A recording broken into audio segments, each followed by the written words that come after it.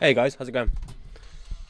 I hope you can see and hear me okay. Not overly impressed by the like there, but we'll get on with it.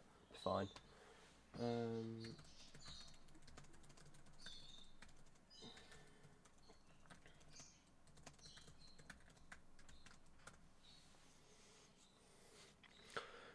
cool. Okay, so I introduced this track on Monday's stream. We're going to do Carnivoyeur by Manchester progressive metal band Colibra. It's about 7 minutes long, and if I remember correctly, there's about 50 layers. I'm just scrolling through the project now. 48, 50, yeah, 50 layers of tracks. So doing that in 3 hours is going to be quite a challenge.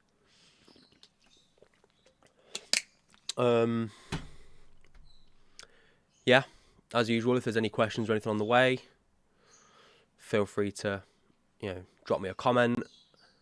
I might not see it whilst we're actually mixing, but when I take the 15-minute break, I can have a look at the comments then and see what's what. Okay, so last week when I tried this, I divided it up into 6 30-minute chunks. It was alright. But I reckon this time we'll do 4 45-minute chunks. It's still 3 hours, but you sort of get into the flow of it, and then you stop, and then it's kind of ruins it a little bit. Right. So before we get started, I pointed out on Monday. Sorry, there was a track missing, so I'm just gonna fix that very quickly. I was hoping to do it before we started, but got a bit caught up this morning. Would be great if I could find where I'd saved the tracks, wouldn't it? Of course. Just bear with.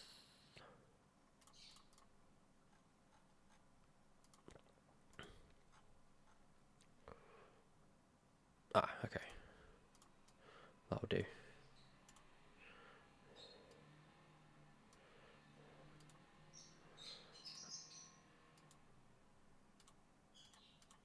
And I'll just set this up so I know you can hear me okay, and I'll set it up so I know I can hear me okay.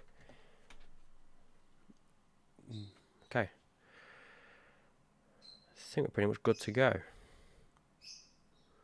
Just wait for Logic to do its thing. How are we all? Anyone watching? How are we all doing? I hope we're all safe. I hope we're all looking after ourselves and being careful, washing our hands, all that good stuff.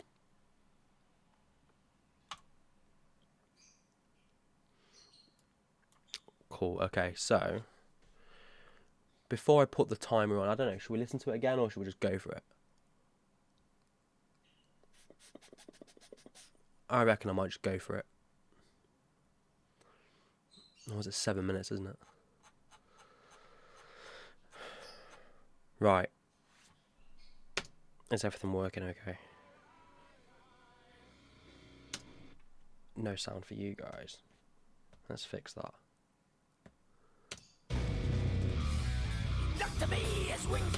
Cool. It looks like you guys have sound. Let me know if you can hear the Logic project and if that's working okay. I hope it is.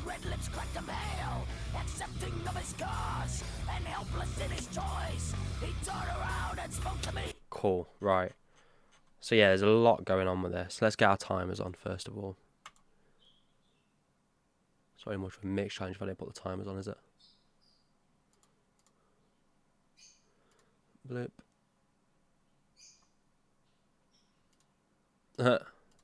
Timer isn't working. Why isn't the timer working?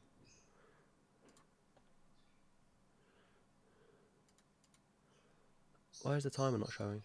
That's bizarre. It was working before.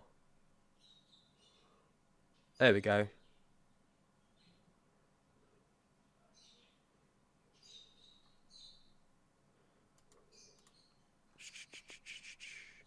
Cool. We have a timer. Sweet. Oh, where's it gone now? The timer just seems to be vanishing. Ah, I think I know why. 1 second. There we go. Sorted. Turns out I can't have the streaming software full screen. Well, that's a minute wasted on something stupid. Right, what have we got?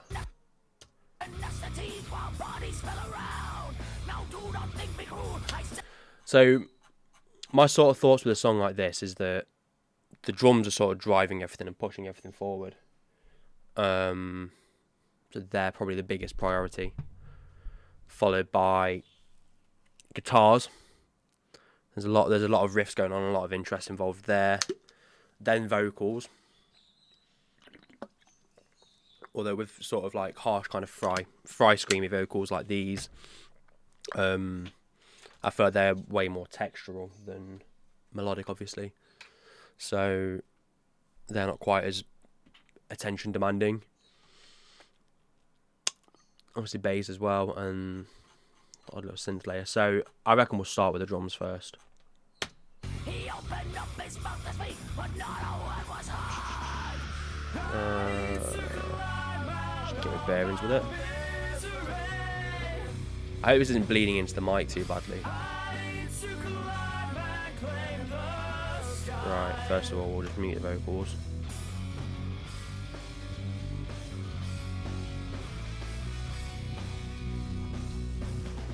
I'd rather mute things than solo things. If I start solo, I don't have the option to solo later. Right. Let's get a sort of static balance on these drums. Okay, no faders. Where are my faders at? And that's the first Raven crash of the day. Yay!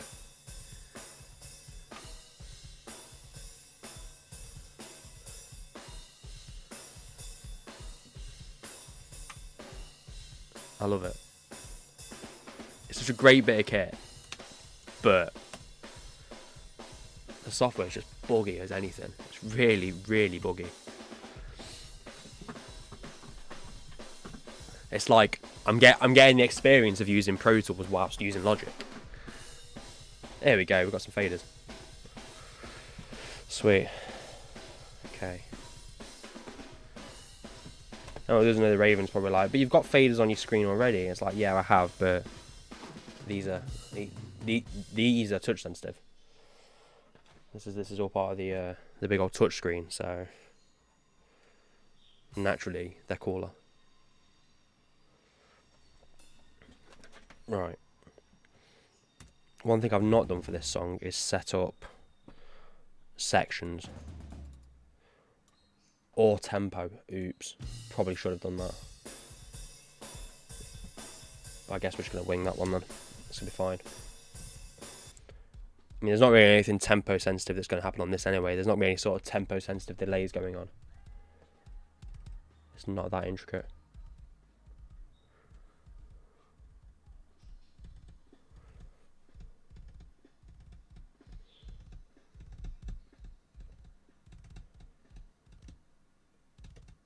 Yeah, I want more of that clicky kind of kick sound.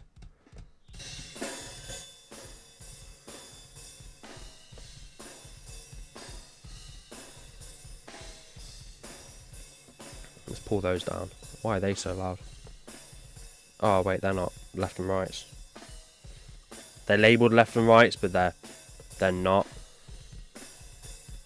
If you remember, it was the mic in the hallway that I was talking about.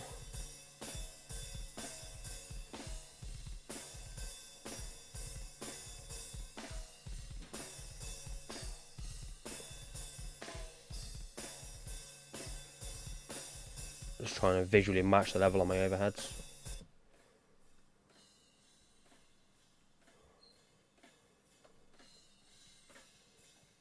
So I know it's really quiet for you guys.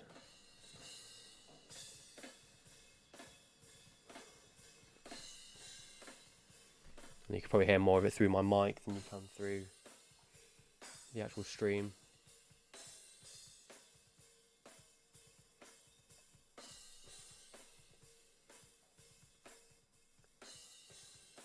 Okay, so the overheads there again mostly like a sort of symbol image. They're not really getting the whole drum kit.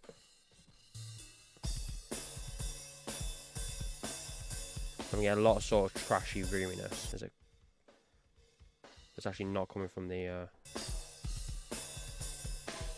room mics. They're actually probably cleaner than the overheads.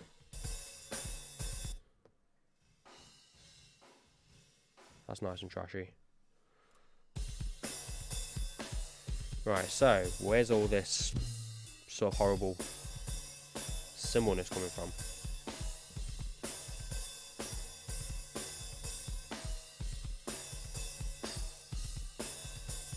It's going to be these cymbal spot mics that I've not renamed. That's something I was meant to do last week as well. Oops. You live and you learn, I suppose. Right. So first thing I need to do is I need to name tracks by region, colour tracks by region. There we go. Now, when I go back to this view, I know what symbols are where when it actually lines up. The Raven never lines up properly. I have all kinds of stupid issues with it. Okay.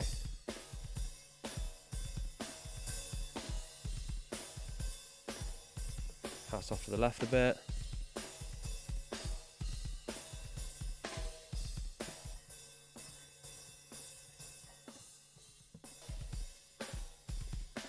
I'll have to pull them right down and just use the overhead for my symbol image. Oh, I'm going to turn notifications off. Do not disturb. Leave me alone.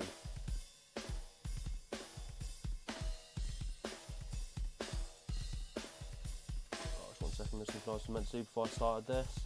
I need to make like a checklist so I know everything I need to do before I actually start, because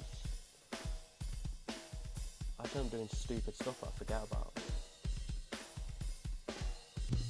Right, stop that.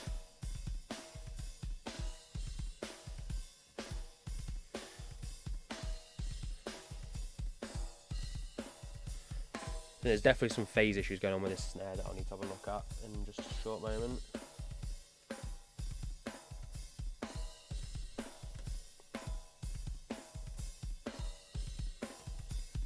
Okay, so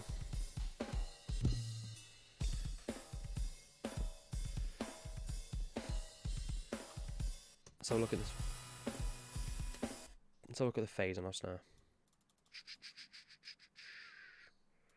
Haha, there we go. Okay, so you can see straight away from that. I don't zoom in that much, but you can see straight away this up here is going in the opposite direction to this down here. You see that? They are cancelling out pretty heavily. There's probably some time alignment issues there as well. But there is definitely phase cancellation going on. So let's just have a quick listen to.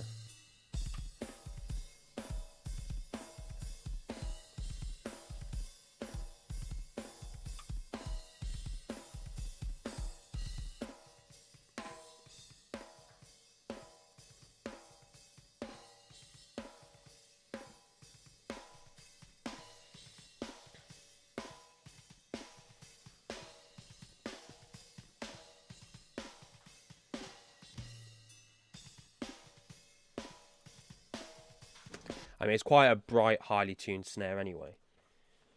So it is going to have that sort of pingy quality. It reminds me a bit of the of Lamb of God sort of snare. It's kind of pingy and trashy, and I personally quite like that kind of character to it. Right. I reckon this is going to be out of phase as well. And it may be that I need to align my close snare mics with this rather than this with my snare mics. So on that initial transient, that is down first of all. Where are you on here? Oh, there's some weird time alignment issues there, look. Yeah, that's really strange.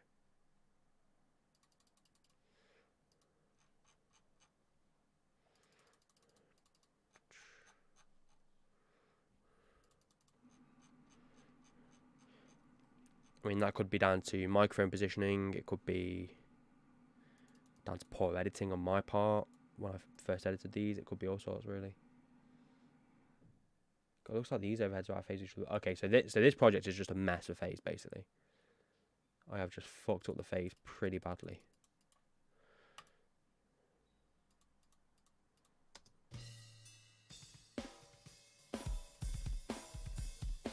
Obviously, I have phase for that.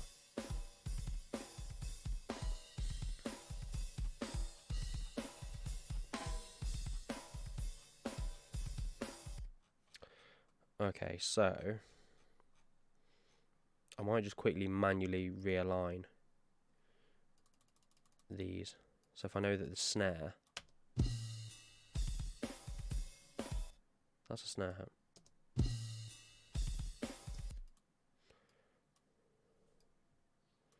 So if I just quickly sort of align my snare according to that point. Yeah, it's a bit late, look. That's strange.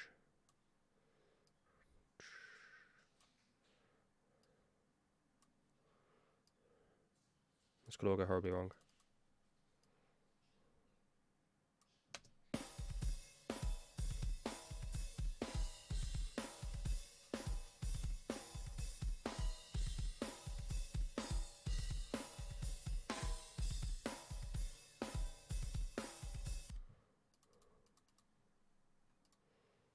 Oops.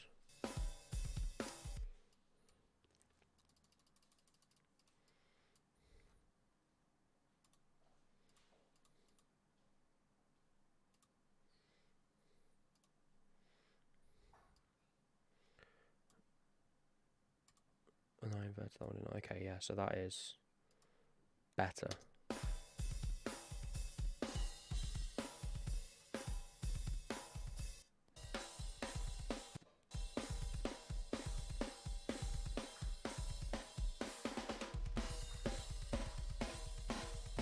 Oh.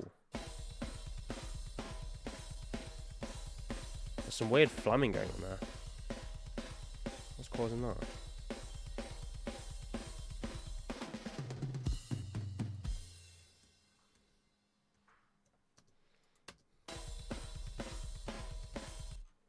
How strange.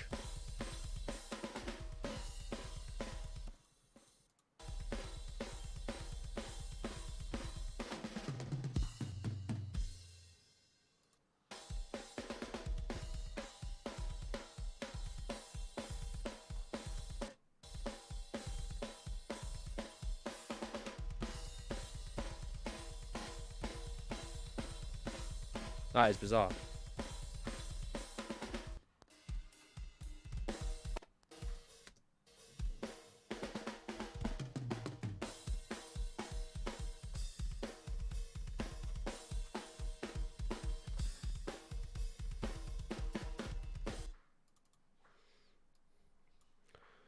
So this could be down to the fact that when I edited these drums, I sort of, time aligned them and tweaked them a bit.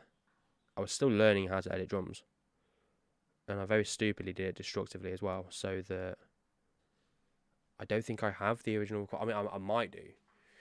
Somewhere on a hard drive, tucked away somewhere, I might have the original recordings, but these certainly aren't them. These are ones I edited a while ago. Huh? Not seen that for a while. Interesting. Should be fine.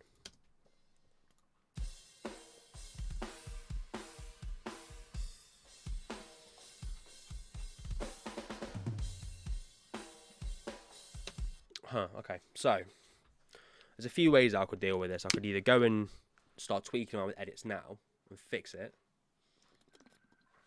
which would probably be the right way of doing it.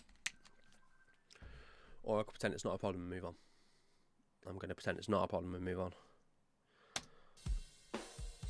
Because time is of the essence.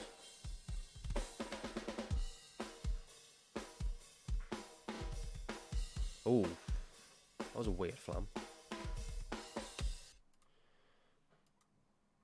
Oh, strange. Right, I'm going to bump that up a sec. I'm wondering, because I got that playback error then, I'm wondering if it is just an issue with the logic settings. I mean, it is the first time that I've got my computer mixing and running a stream as well. Which is obviously quite a lot for a computer to be doing. So, we'll see. Right.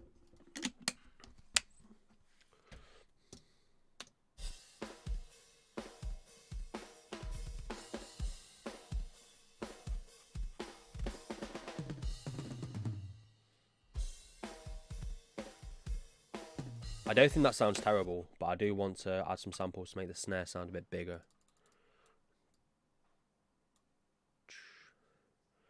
And those snares are nice and pokey anyway, so we're just going to copy that over to this snare attack track, and we're going to load trigger. Trigger 2, there we go. Where'd it go? Instrument samples, slate trigger, right.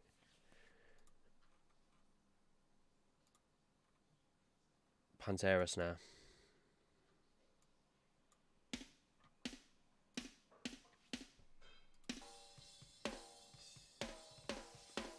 Just gives it a nice bit of attack.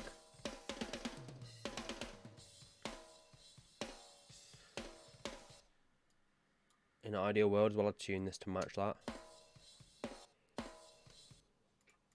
Maybe I will.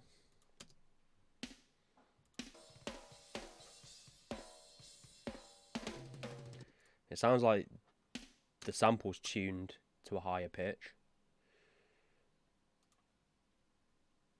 And let's use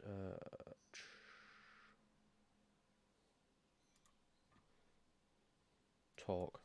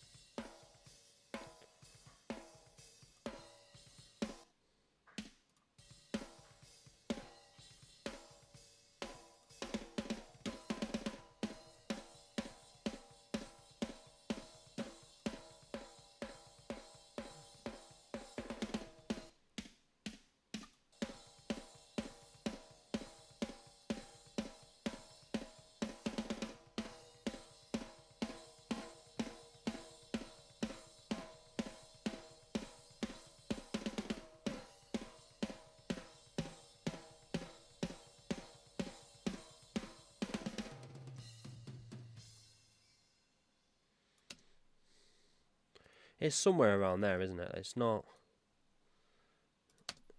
far off. So I was trying to hear the fundamental of the drum. It's quite a pingy drum with a lot of overtones going on.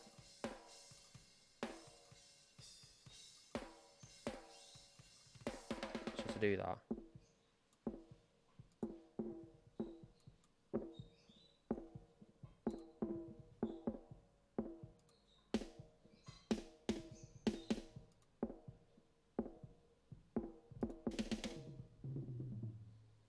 yeah, it's about there. We'll move on as though it is there.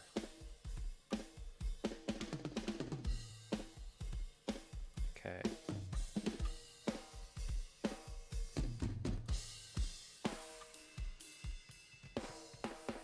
Okay, there's a lot of bleed on that. Luckily we have just the tool for that.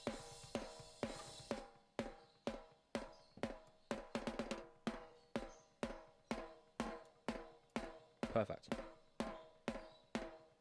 This new, well, it's not the new anymore, but this gate from Stephen Slate with the de-bleeding filter on it, it just works.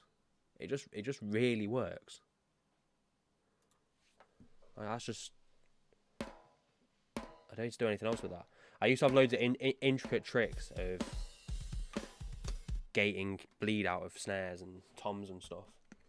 And I just don't need to use them anymore. This just does it. Makes things way easier. Okay, so the bottom snare mic as well. That is also just a load of bleed. Oh, what is going on?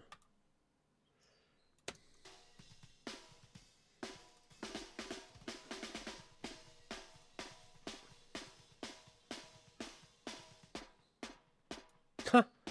It's like a tin can. It's great.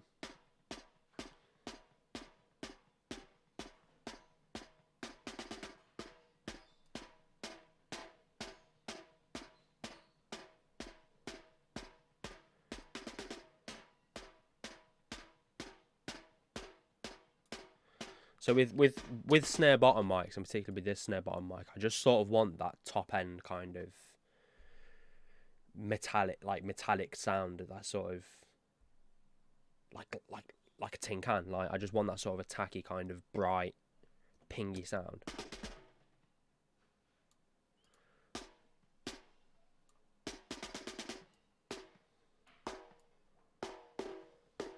We can get rid of that.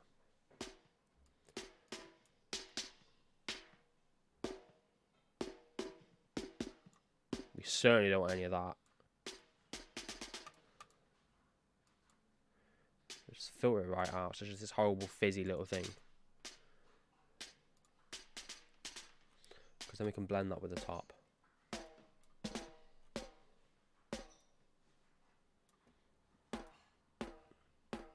So the top's quite boxy and quite round sounding. And this just sort of adds all that bite back.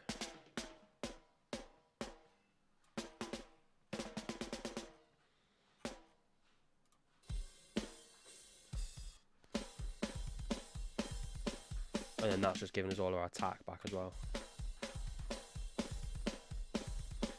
Okay, so I'm going to introduce another sample here. Now, I'm not going to use chunk. Let's chuck some room samples on.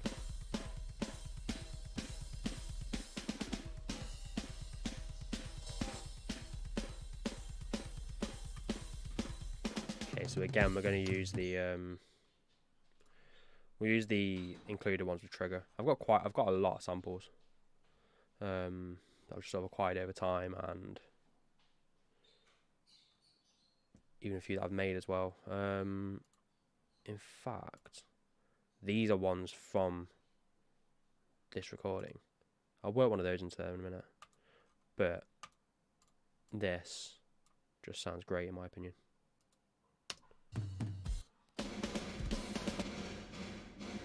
Just sounds massive. Like a massive drum room.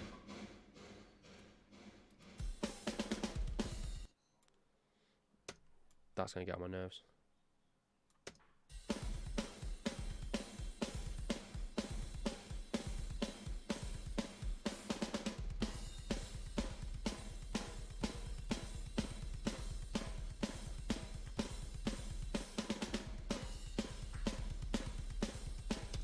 Right, kicks. What have we got?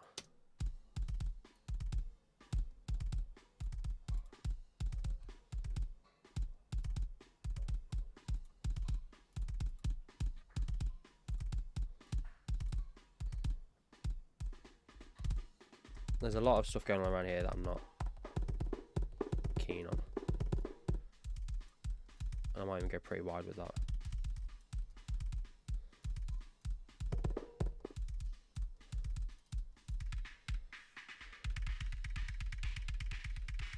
There's a sort of beach bally sound we don't want. But there's the aggression that we do want, so let's just boost that as well.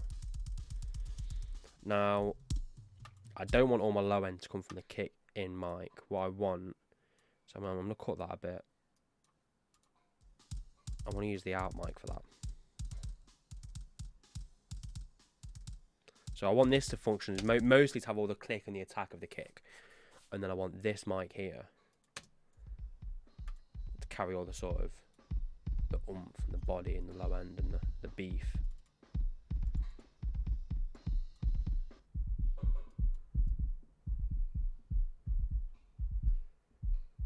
filter that down to about there, it's going to be out of the way of the bass, the bottom end of the guitars.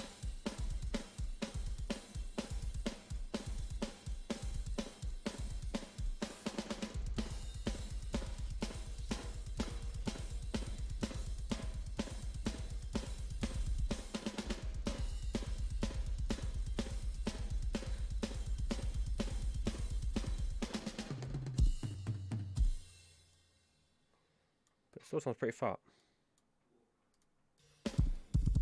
Oh, sounds dirty.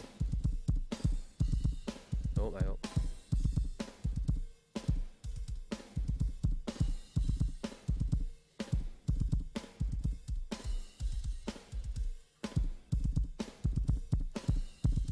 Get rid of a lot of yucky yuck.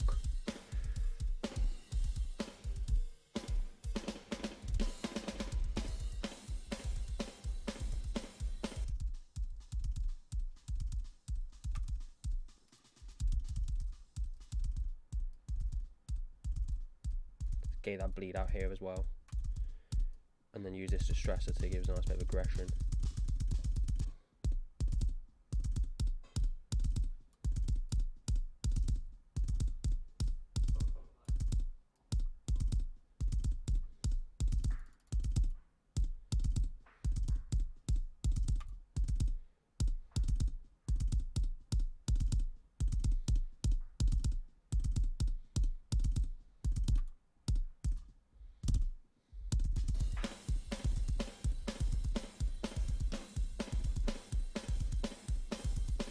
Probably quite a bit of bleed in this as well. No, that's fine. I'm not even, I don't know. Actually, yeah, I am going to compress that. I wasn't going to, but let's get super aggressive on it and just pin it in place.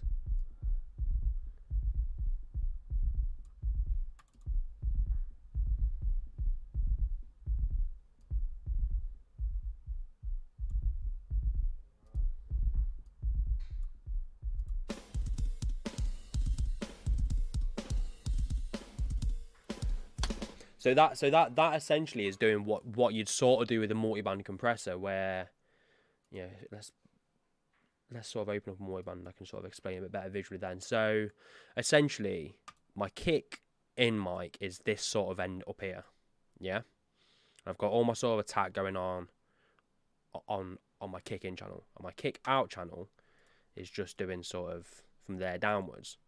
And all I've done here is essentially make this bit super compressed, so this sort of frequency band here is just pinned in place and it's not going to move, and that low end is going to be consistent on every single kick hit.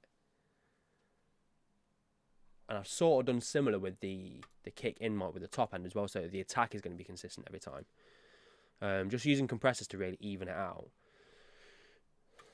Let's remove that multi-band. It's going to sound like poo if I leave it on, so let's just take that off. There we go.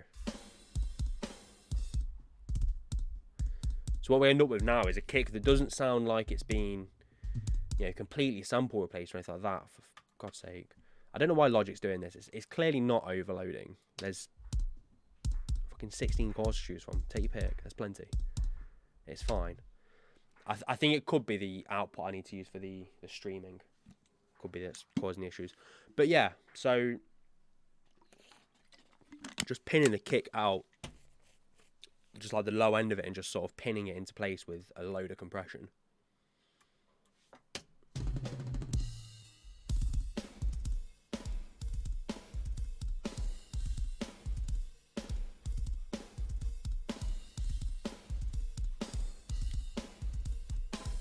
Toms I've clearly already gated when I've edited them, so that's not something I need to focus on. We'll come back to them in a bit. Right, these cymbal spot mics, I'm not overly keen on them. I'm pretty sure I filtered them quite aggressively when I recorded them because they sound very thin. There's not a lot of bleed going on from shells and stuff. It's mostly just top end. I've not pre-EQ'd them or anything.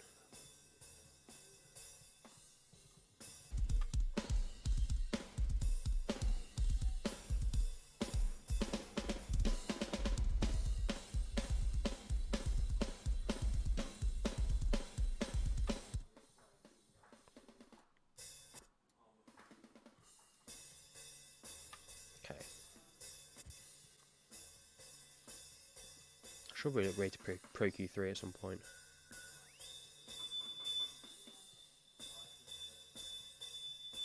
That straight away is domain. There's gonna be a lot of harsh going up here as well.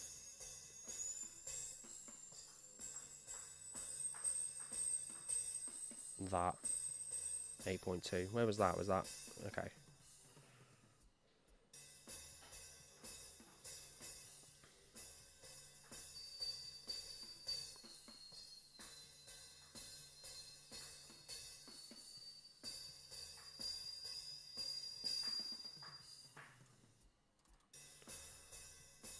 Oh.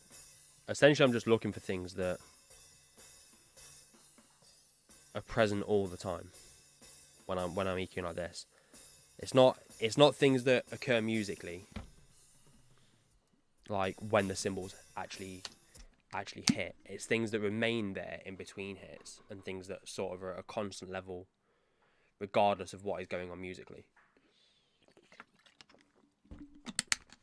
So if those sort of overtones are staying at a pretty constant level regardless of what is happening, then I know that it is a sort of non-musical sound that just needs to be removed. You know, it could be like a weird harmonic from the mic, or you know, from the recording position, a phase thing. It could be anything, but it's not what we want, so it needs to go.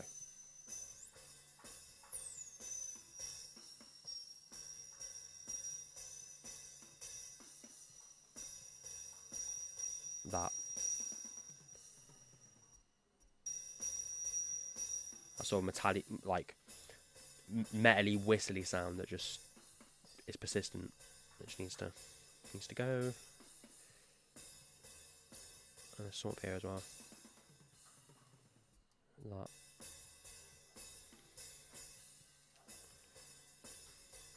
That. Oops, wrong filter type.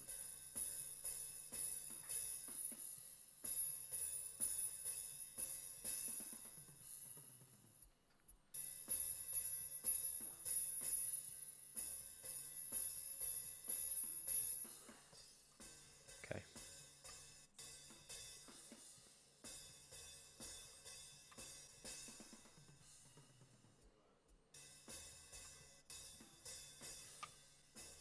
I feel like they sound quite a bit harsher without those EQ moves. As soon as you bypass it, it just sounds quite brittle and quite nasty. Whereas filtering out all that nastiness sounds alright.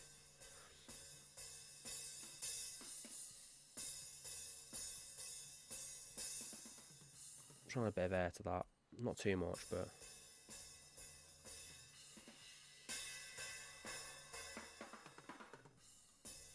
And just remove things that make it sound like plastic. For God's sake.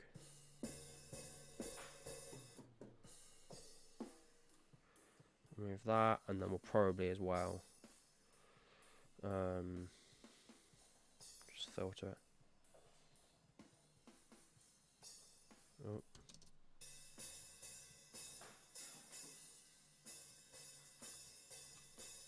Just remove that low end that is going to be there, but we don't want.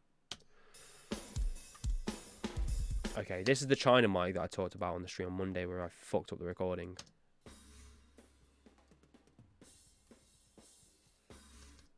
You can hear it when it gets hit. It's like, whoosh. We're just not going to use that. It's not necessary, and there's plenty of it in the overheads anyway. I'm half tempted to not use any of these, if I'm honest, because I feel like there's plenty of it in the overheads. And in the rooms as well.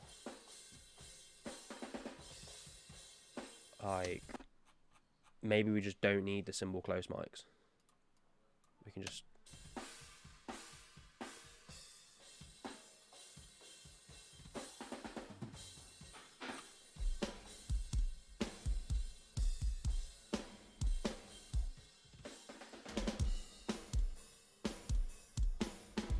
Let's have some fun with these room mics.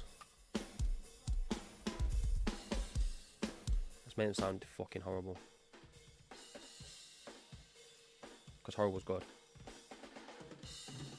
So I really just want them to pump.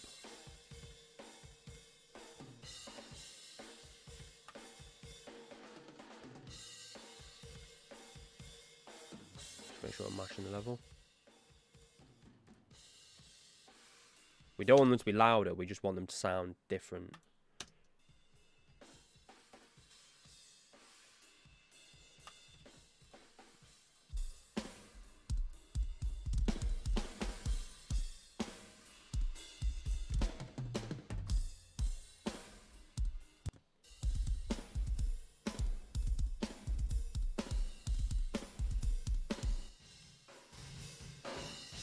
Same with this. We can make this sound really fucking nasty. Let's just go all in, quite literally.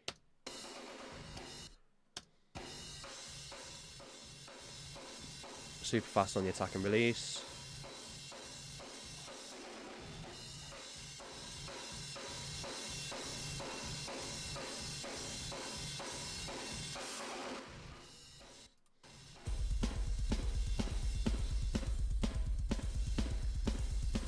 It just forms like a blanket of noise to sit behind the cymbals and fill the mix out a bit. I don't know how much of that will be noticeable in the final mix once all the guitars and everything come in, but at least at this stage it just sounds pretty.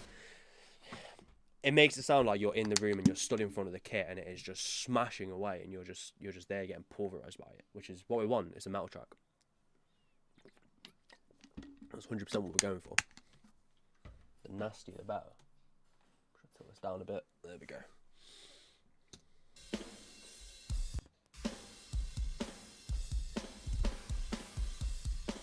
Okay. Let's look at the boss. What can we do with that?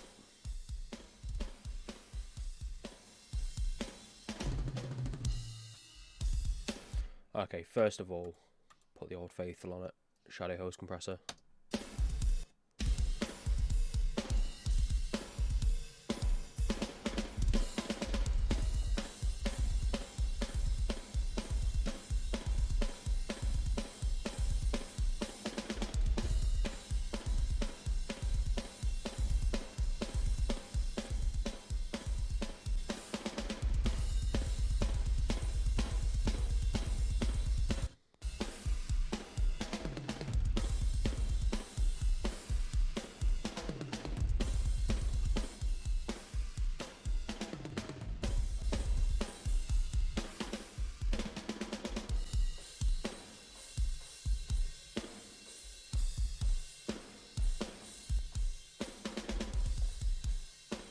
So that's with it. Oh, for God's sake.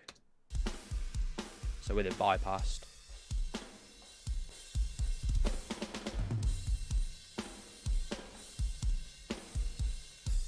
We can use these filters down here as well. I mean, I've always sort of got them saved on my default to be engaged because 9 times out of 10 I'm using them. To essentially make the compressor not react to the very bottom end. So mostly the sub from the kick drum. I don't want it to be responding to that because you can find that compressors sort of go a bit wild when they're getting hit with all that. And this stereo width control as well, which whacking that up to 150 just seems to really help stereo widen my drums. Like, just gives us that bit of thickness, which sounds pretty great. So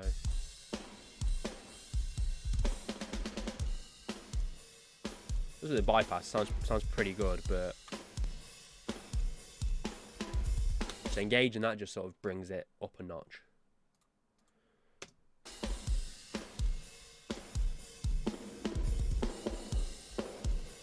Should cut these mids out a bit.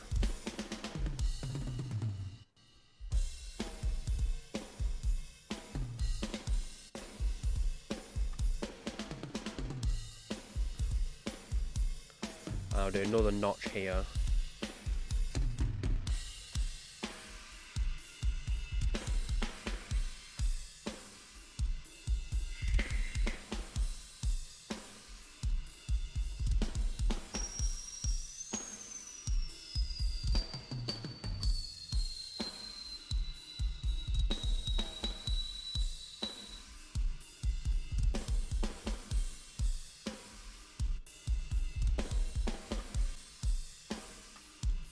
that just sort of tightens everything up, brings it all together a bit better.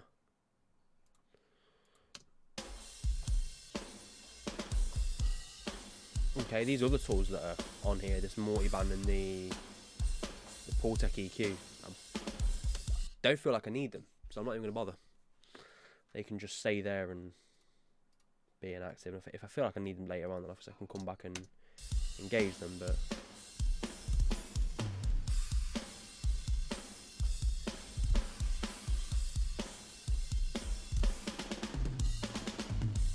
just giving us our sort of console coloration.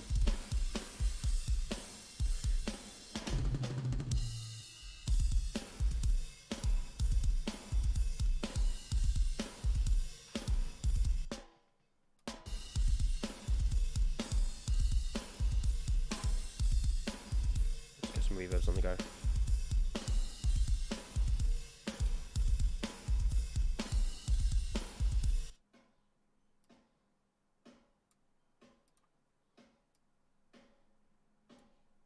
It's very subtle.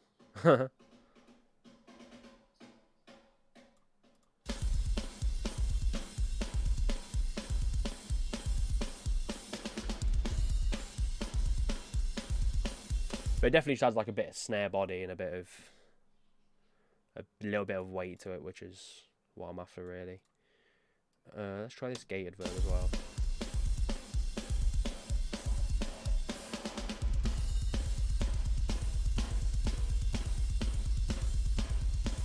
Nah, I'm not keen on that.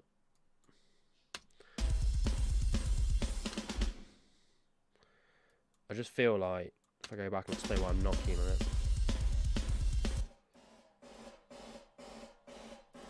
It's like a white noise machine. If I extend it, does that make it better? No. Which makes it sound worse. Yeah, it's just a white noise machine. No, I'm not about that.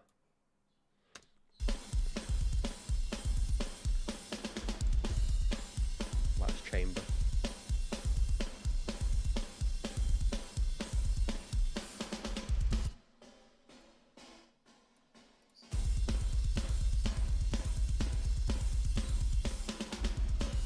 Sounds cool.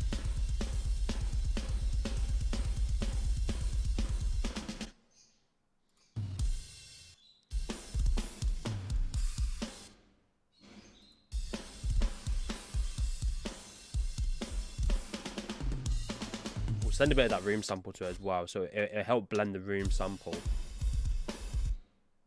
and the closed mics together with that.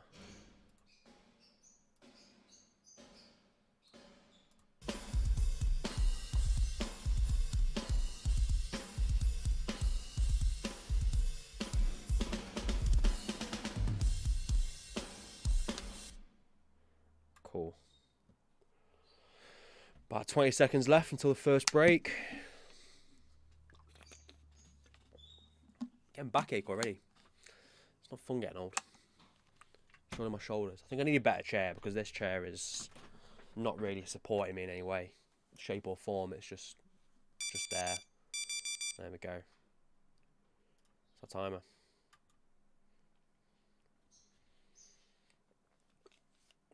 Cool. So I'm gonna take a short 15-minute break. Anyone that's still with us, have they got any questions about anything so far? Have I done anything weird that you think is retarded? Probably shouldn't say that word. Oops, my bad. Anything that I just shouldn't be doing? Do you think is a bit strange? Or anything you'd like me to go over? Let me know. Drop me a comment.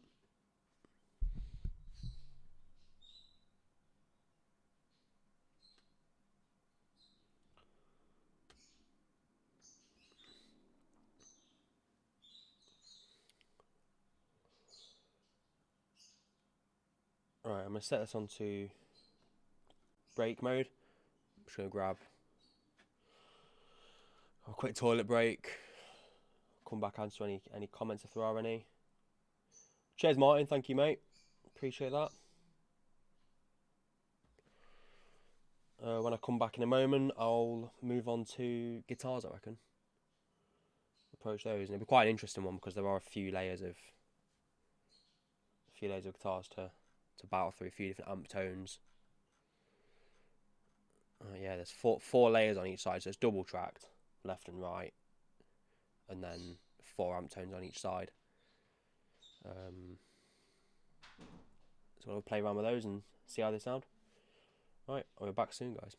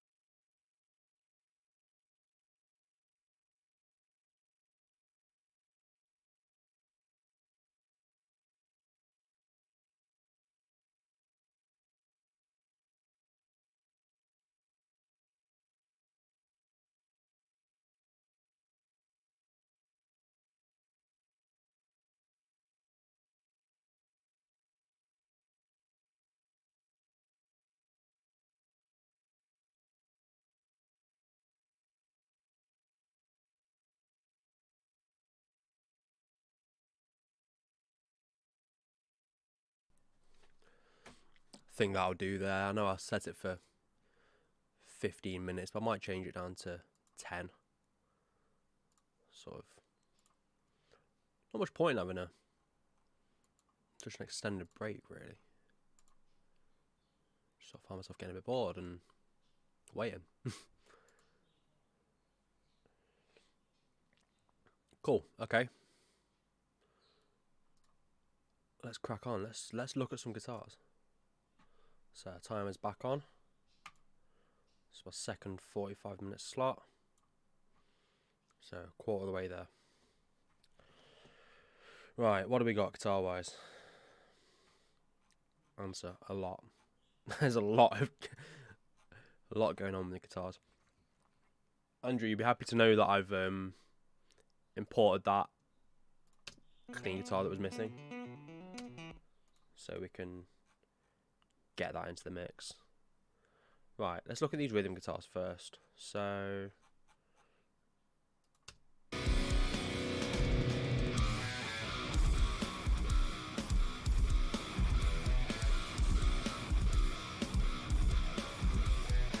need a lead, need a clean, need a crunch.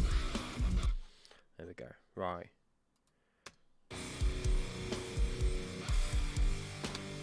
Right out of the bat, that's not actually a bad tone. Despite the fact that there's a lot going on each side.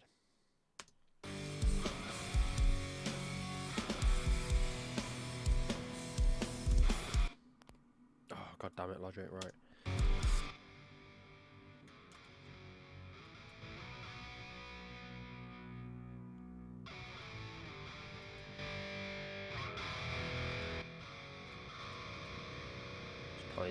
They all got. So I know from when I did it that L1 to 4 is the same amps R1 to 4, if that makes sense.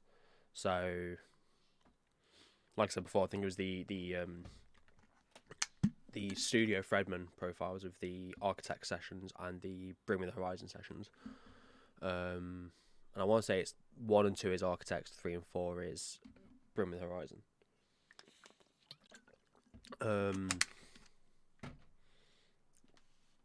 Using very similar tones. I think one was a 5150 and one was a Engel Savage, possibly.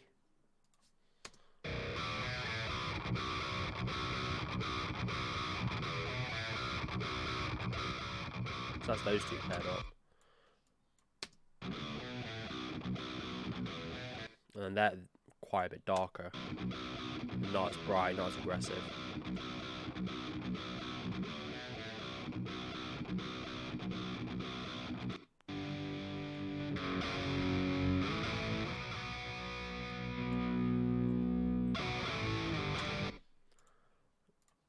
What does it sound like if you use one from each?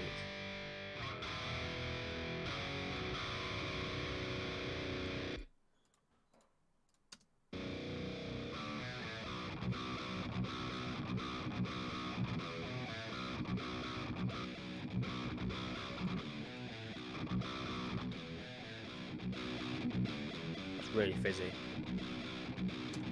You can really hear the pick attack as well. That sort of like bip bip bip, like the sort of high pitched sound of the pick scraping on the strings a bit.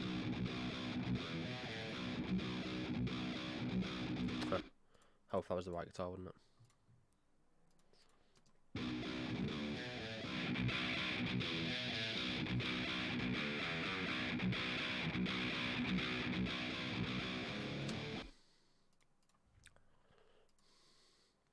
So I need to make a decision as to which guitars I'm going to, which amps I'm going to use for which side.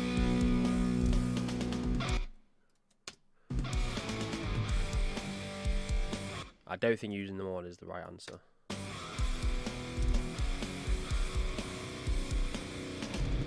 Or is it? I don't know. That sounds pretty massive.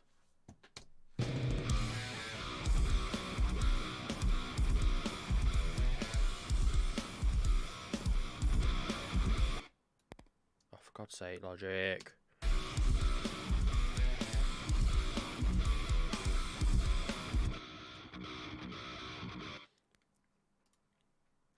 driving me mad. Right, let's try and do what it says and try and actually increase buffer size and see if that fixes things. It just does it sometimes. It's weird. Sometimes it just doesn't like certain projects, I've noticed.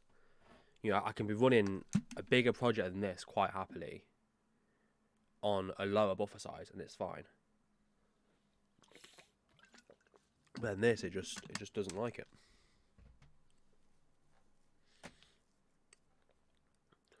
But it could also be down to using the multi-output device so that I can pass the audio into the stream as well. It could be that's causing issues. It was fine last week, so I don't know.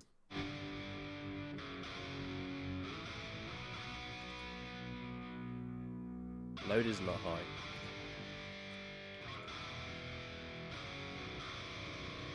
Okay, so that blend of those 2 amps I quite like.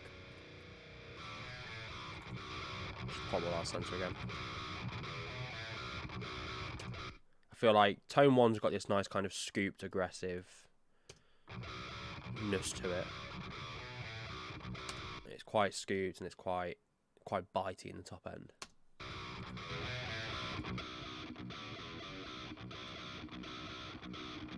And whilst number 3 is also scooped and quite bitey, there's also more sort of body and bottom end to it, which is cool.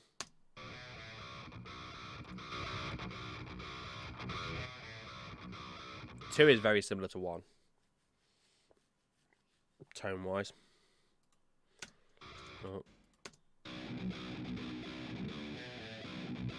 And then 4's almost Marshall-y in terms of like the warmth in the lower mids. It's quite round in comparison to this. So I reckon with 2 being the sort of thinnest and bitiest and 4 being the sort of roundest, those two complement each other pretty well. And there's a very similar thing going on with 1 and 3.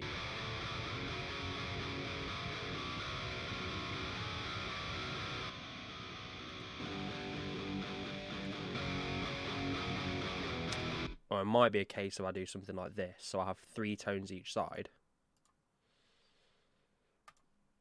Why am I soloing everything? But then just alternate between 1 and 2 for left and right.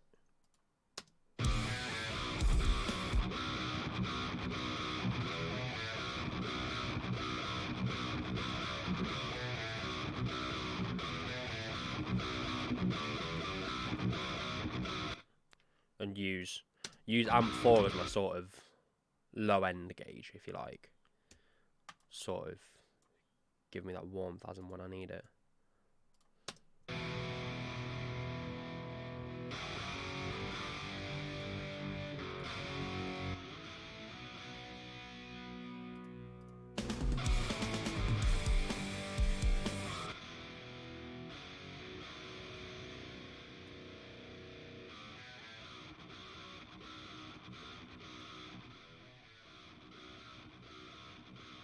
Might even just bin that off.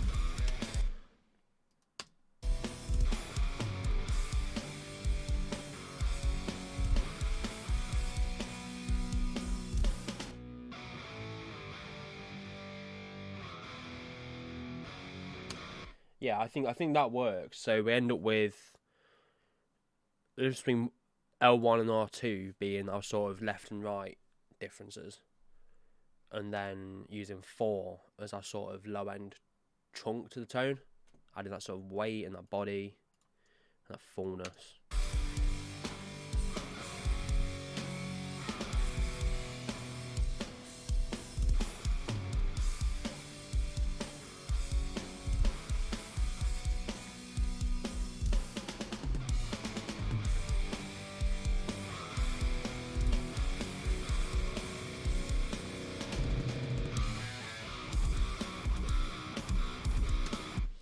Of course, as well, it depends on how these end up interacting with the bass as well.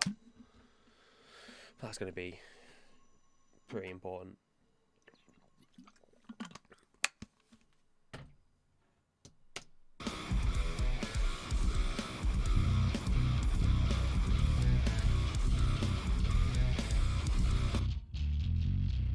At the moment, that's just this big sort of chunky, round blob. So we'll go back into that and chisel it out a bit later on. But at the moment, it's just an Unjustice 4 mix. There's no bass. Sorry, Dave, if you see this. Good buddy, Dave.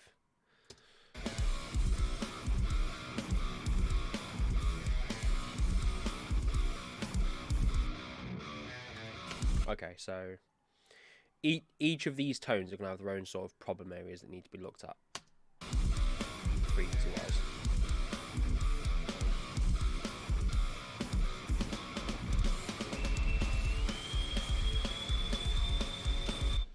So because I'm just going on a witch hunt for frequencies that I know are going to cause problems, we'll do this in solo. For God's sake.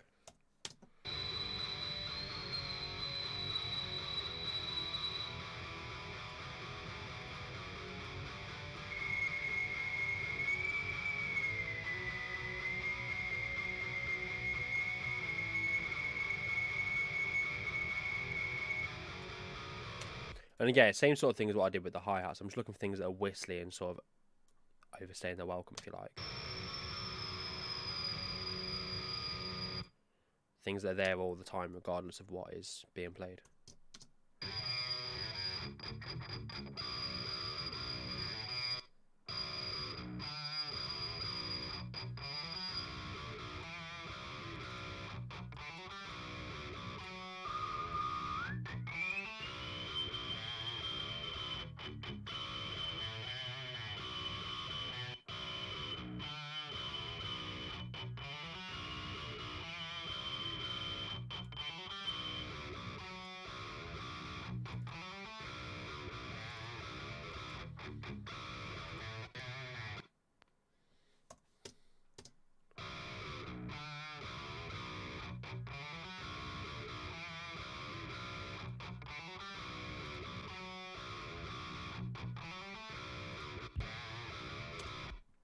Just sounds less messy and less cluttered, less fizzy.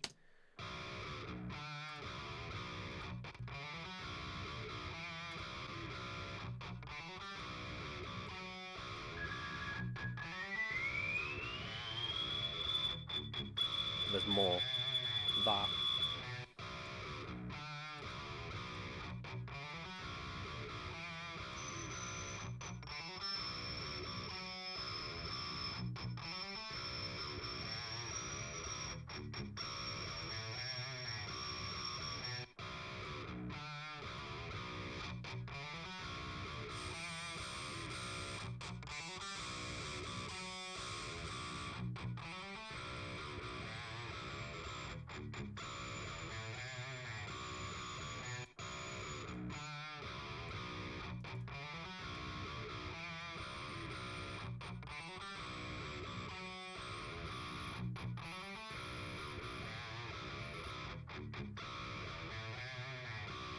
Okay.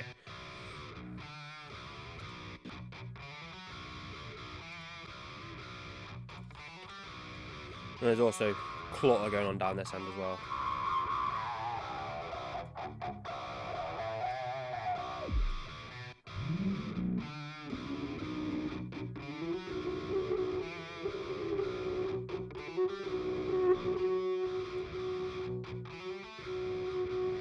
Like that. Just constantly there. Logic, you're doing my head in today.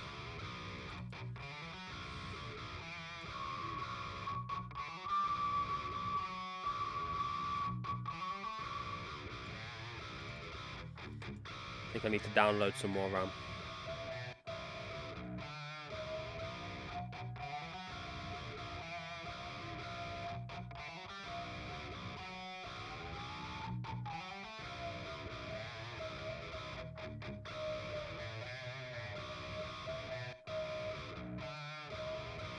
That I'm not keen on.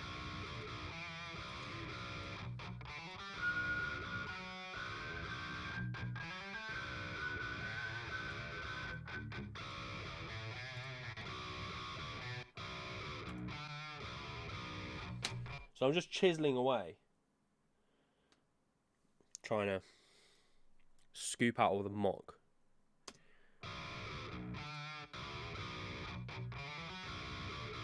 So that's with all those moves bypassed.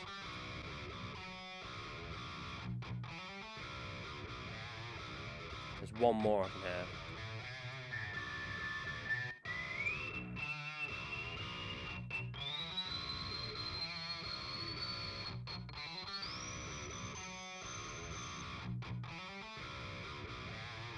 Got to really listen out for it.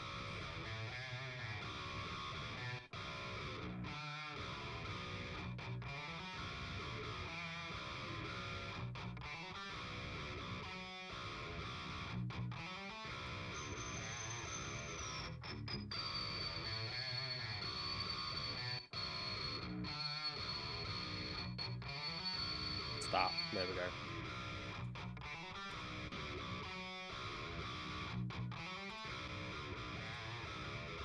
Cool. Okay. Next side. Let's try this.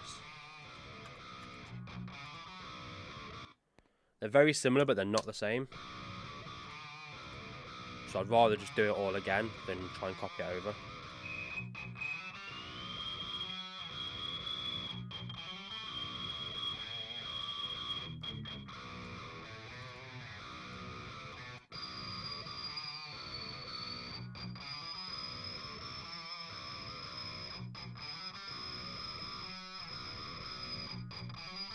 That sounds hideous.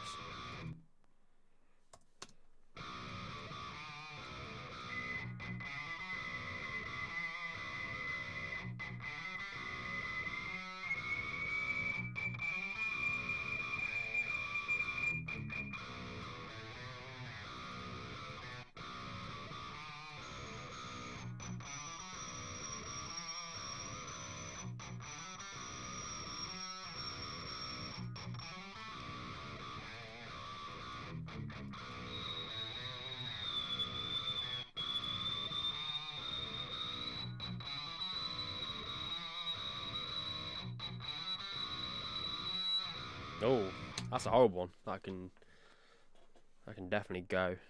Get out.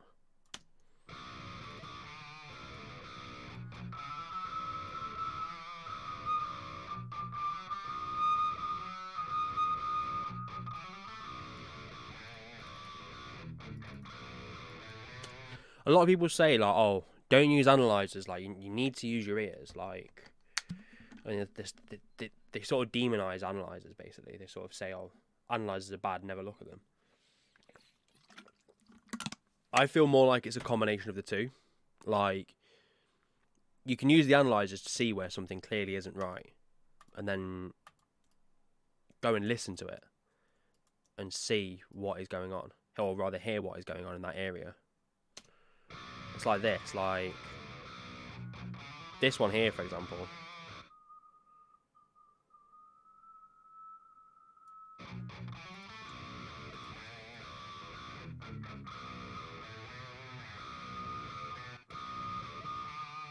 Like, the analyzer's clearly guided me to that. I wouldn't have thought to check there otherwise. You know, it's what, 1.2. It's not somewhere I generally tend to check. But in this case, it was dead on. Same with that as well. 1.1. That whole sort of area there.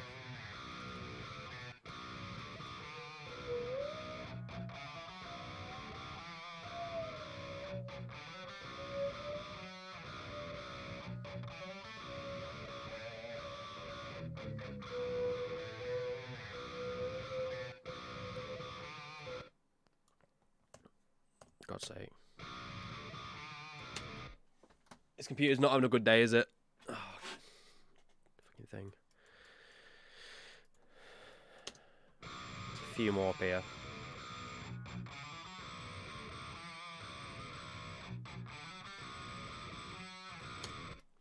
I always think the analogy of if you think of it as how it sounds when you blow over the top of a glass bottle, that's what you're looking for. Like, imagine you're playing guitar and someone's sat there blowing over a glass bottle next to you.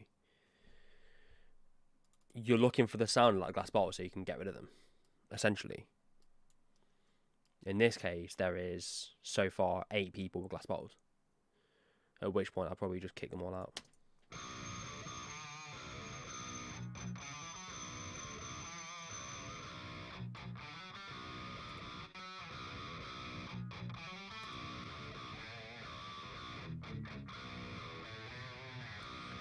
Should be more focused.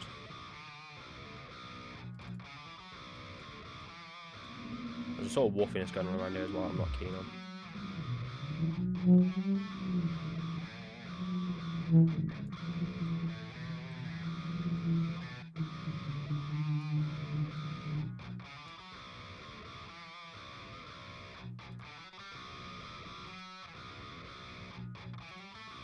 Cool.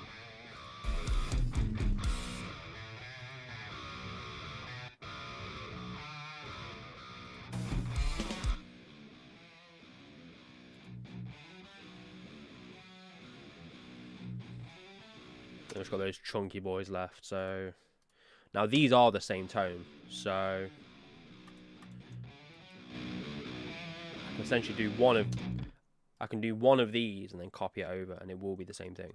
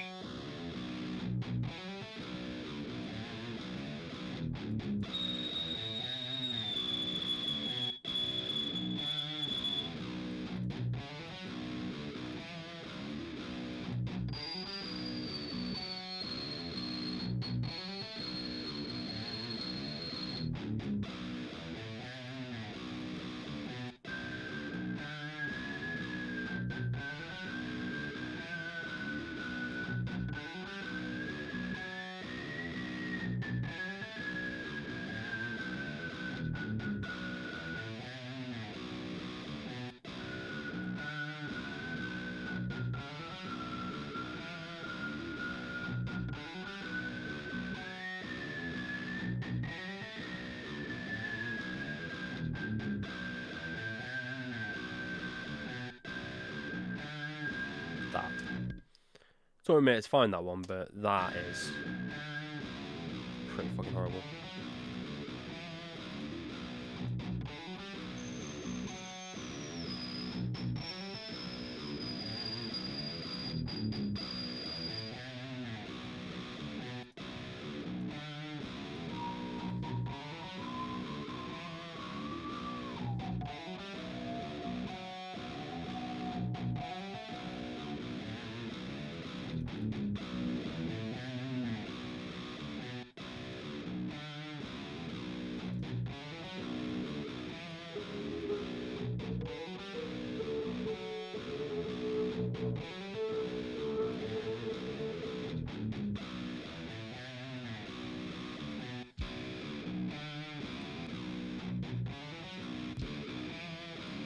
Really tell with that one, I think, like with the sort of top, the high frequencies around this sort of area, you can really hear the difference it's making with those.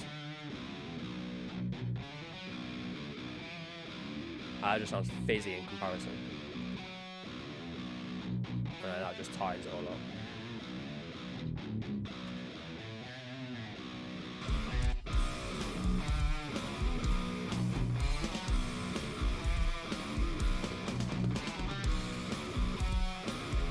And then we can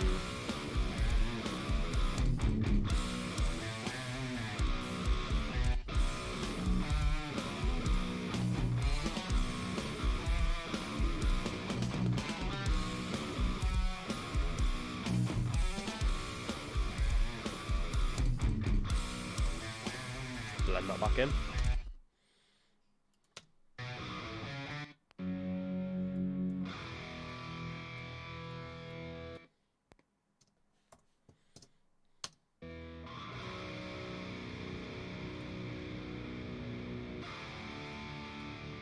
Okay, and then overall on the guitar boss, I'm going to just apply these filters as well, just to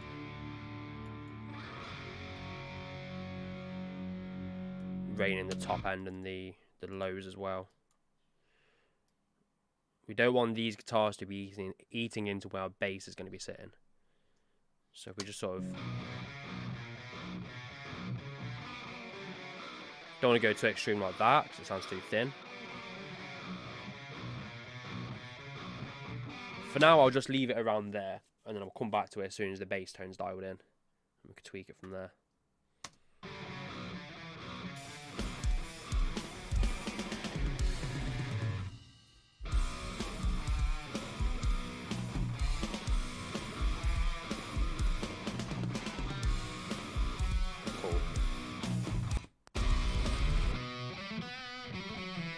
Lead guitars. Yay. Right. Got 20 minutes to finish off all the guitars. That's the bulk of it though. The rhythm guitars is the majority of it. So let's... Oh, god damn it. That was the wrong one. There we go. Just rename those, because I missed them earlier.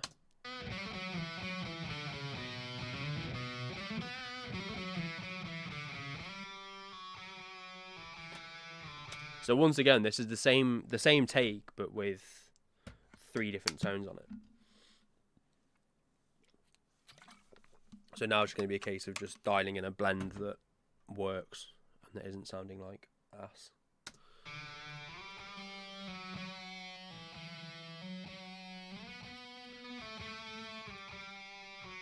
I'm not that keen on that second one.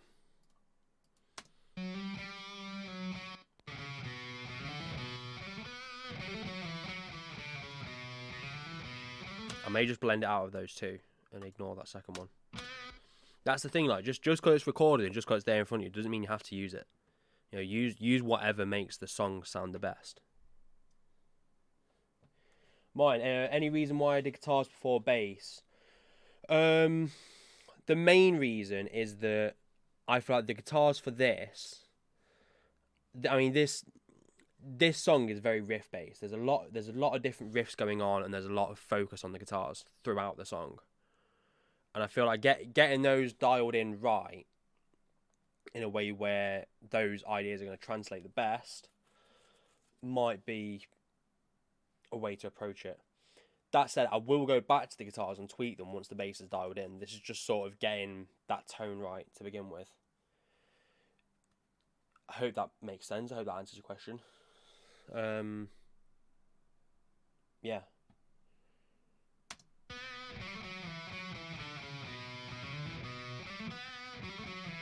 So really, I'm gonna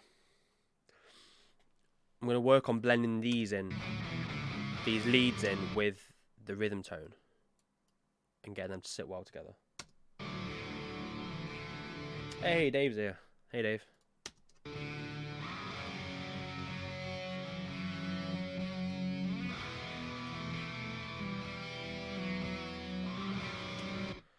I mean, these are really quiet. I want to boost these up a bit.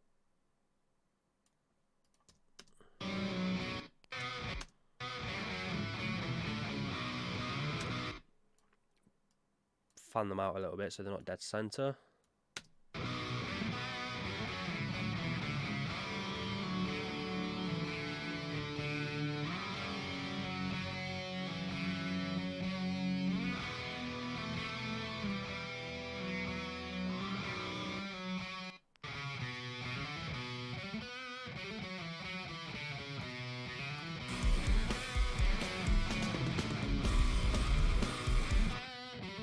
Okay.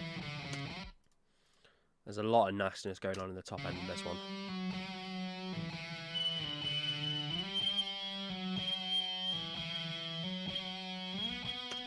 The problem with lead guitars and EQing them in this sort of way, it gets a bit tricky to distinguish what is musical and what is not musical.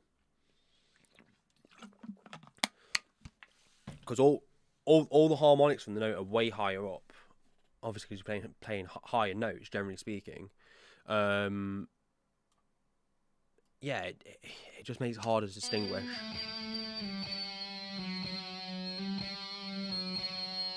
But that is definitely mucky muck that we can remove.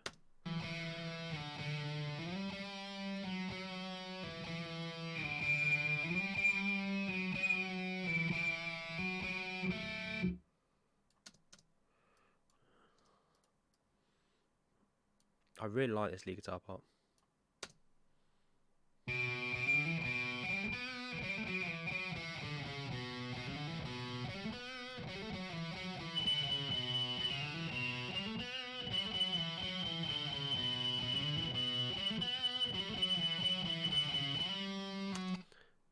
I may focus on the busier section there because there's more notes going on. That will help what I described a moment ago, where it'll be easier to identify what is not musical because there's more music going on.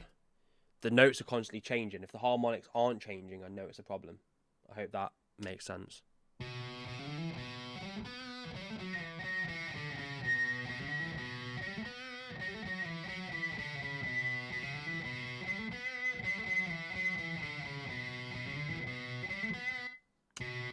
That's pretty persistent.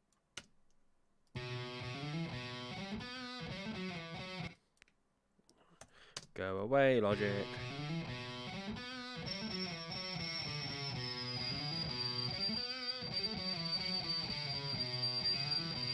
As is that. That's disgusting. Bye-bye. That's what people say to me on nights out.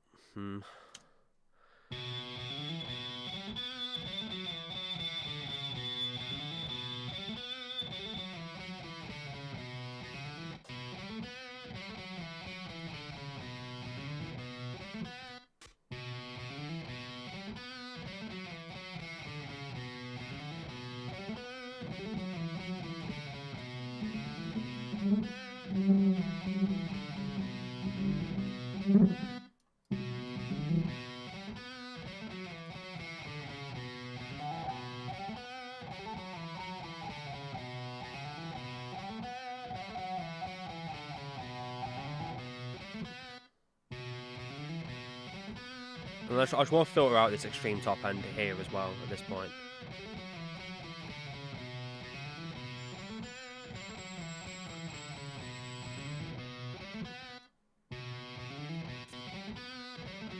And this bottom end we don't need at all. There's no... wrong filter. There's absolutely no reason for that to be there.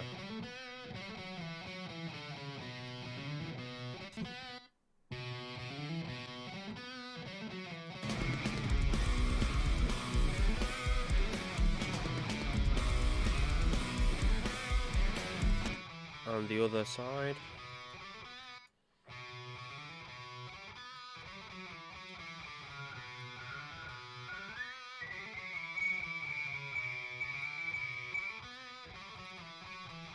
I'm just trying to find these and nuke them as quick as possible because I realise I've got 12 minutes left for guitars. And there's still bass, vocals, automation, mix, bus processing. Yeah. I'm running out of time very quickly. I knew I would. For this one. Bye-bye.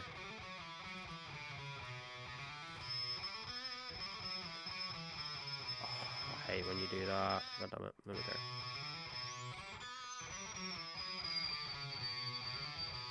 Bye-bye. You sound like ass.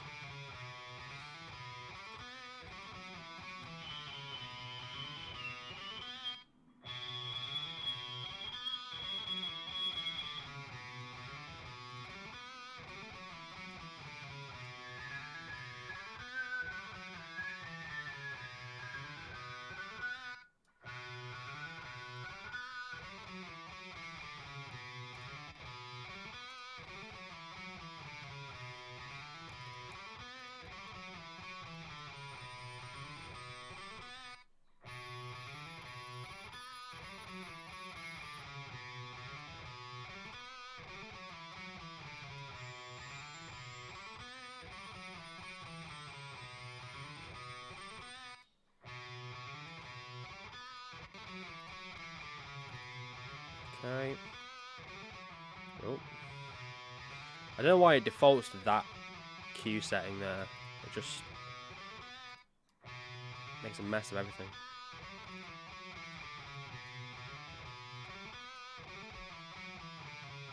We don't need that. Okay.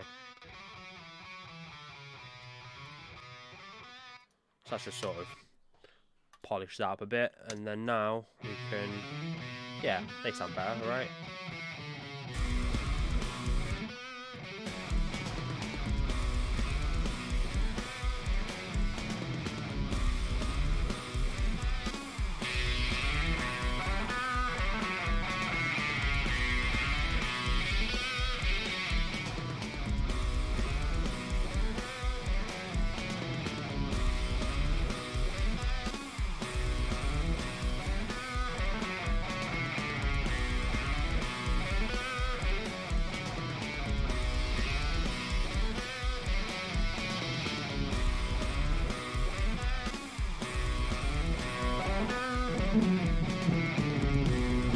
Cardboard City.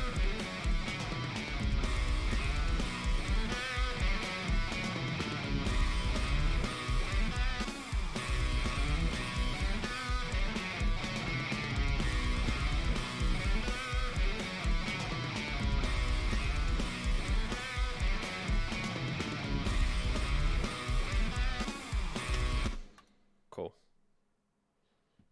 They're getting there, I think.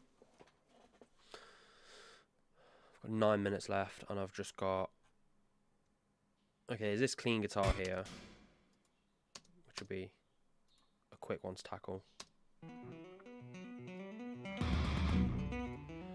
Biggest battle with this is getting it loud enough and present enough. It's really dynamic. Just a really clean kind of glassy thing.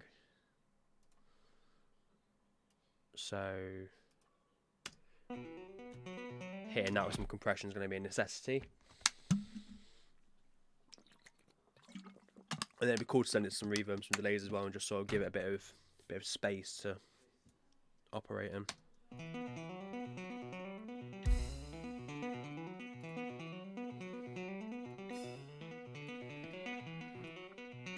Don't know why I preloaded the Neve channel strip on this instead of the SSL. I usually use SSL for everything, but we'll go with it.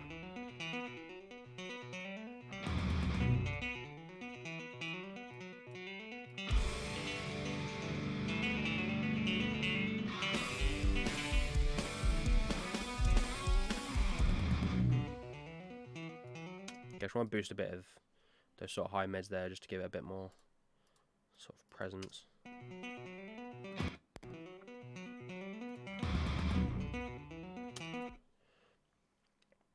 Right, compressor. What should we hit it with?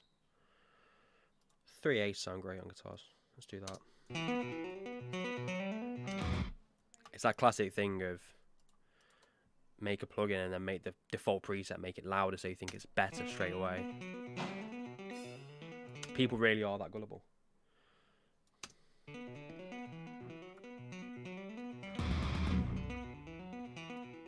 So I don't want to hit it too hard with this. I just want to tame the peaks a bit, level it out.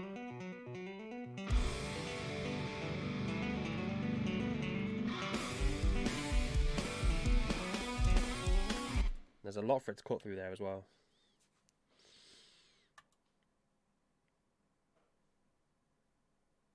Bring out another friend. There we go. Just a fucking L1. Just nuke it with L1.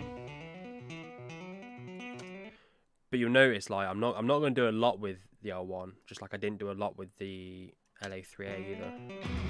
You know, this is just sort of shaving off between 1 and 3 dBs at a time at most, and this is doing very similar.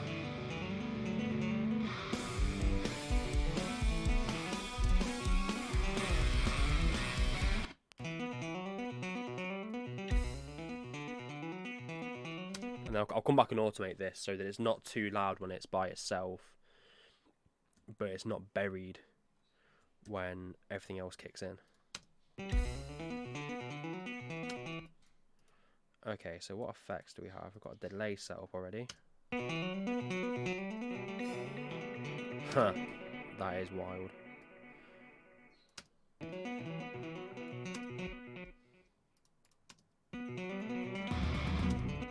I just want to sort of slap back. I don't want anything too crazy.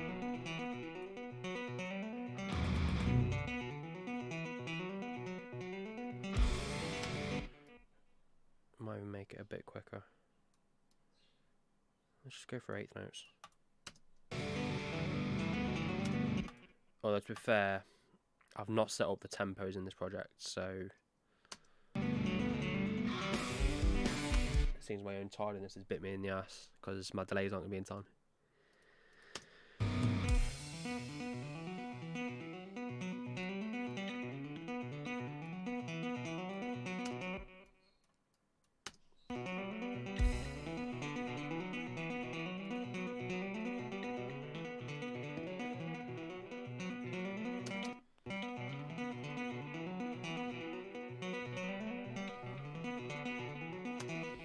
Yeah, I'm not going to get them in time. But it's fine, we'll just... that as like a flutter.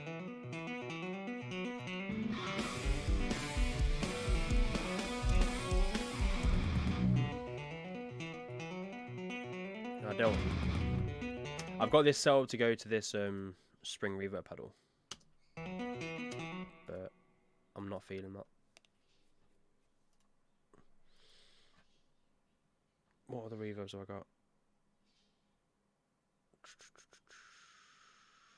Shimmer. Valhalla Shimmer, let's just do it. Life's too short to not use Valhalla Shimmer on everything.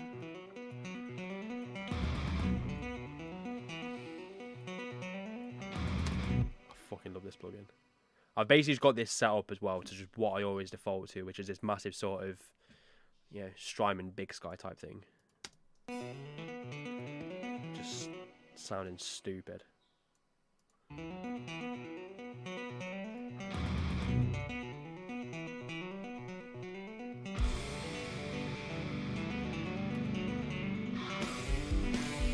We'll send it to this Bricasti as well with the Vienna Hall preloaded.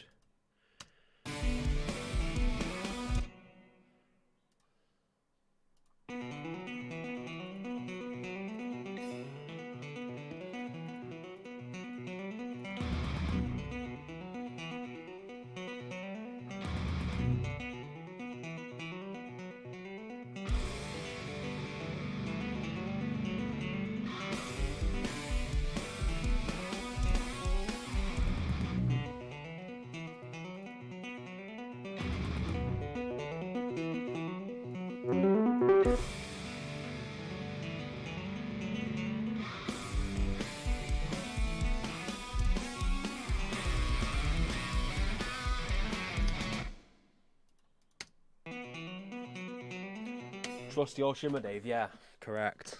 Shimmer everything. Like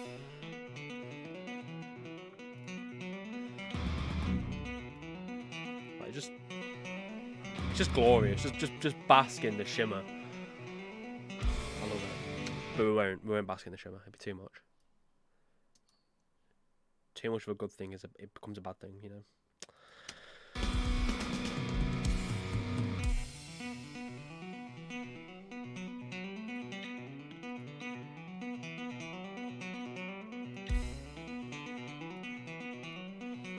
Pin that a little more.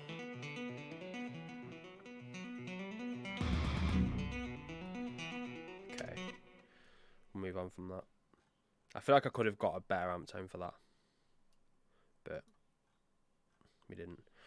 Right, and then there's just these crunchy chugs later on. We can pan these hard left and right. We can delete this third track that we don't need. Name tracks by region. There we go.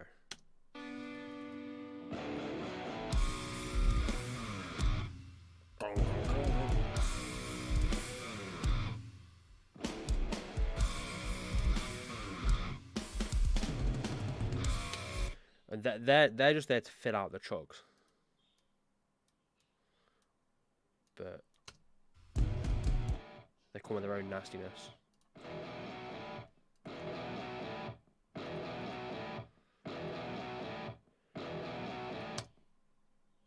But I want to say it is double tracked and it is the same tone for both sides. So I'm just going to copy it. First of all of that. And a bit of that.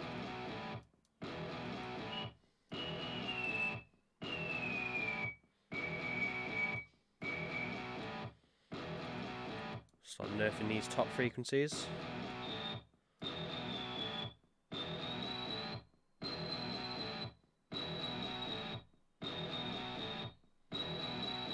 That. We don't need any top end on this. So let's go. Oh, I'm out of time. I'm waiting. I don't care. I'll finish these and I'll have a break.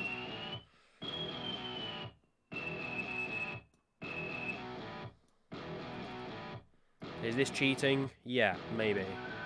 But you know what? It's my show. So, sue me.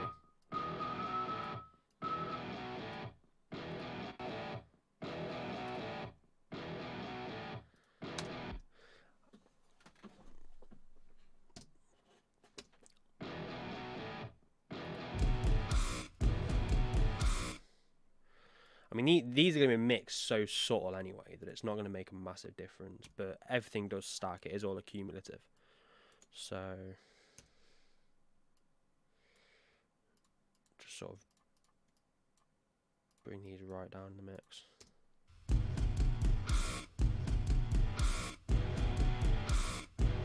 Wait, no. Okay, I can't approach them like that. My bad. I thought these were...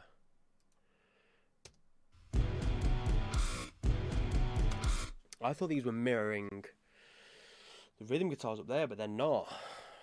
They're their own thing in the gaps.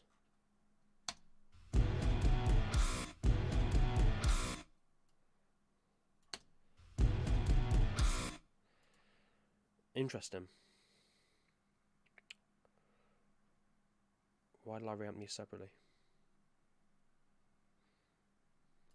I know what we'll do. Good old phone filter.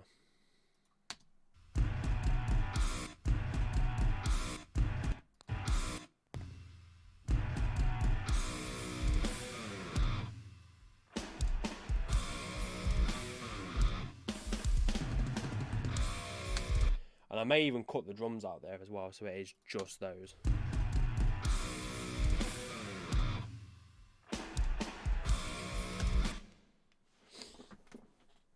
Sort of take a bit of creative license with it and... Right. Chuck that a save. I should probably take an actual break then, shouldn't I? 10-minute timer. Cool.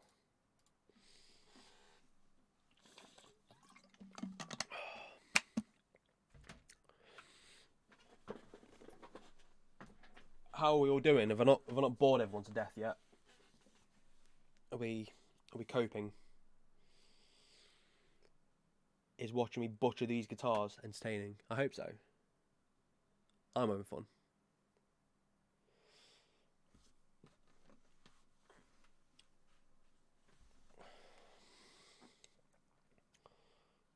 People are joining. Hey Richard, hey Mark. Oh, Tom Farron's in. Hey Tom. Been a while. Connoisseur, my G. Many ads. Cool. I hope this is actually entertaining for people. Or, like, actually interesting for people, should I say. Like, I hope I'm not boring everyone to death, and I hope there's actually something that some of you can take away from this.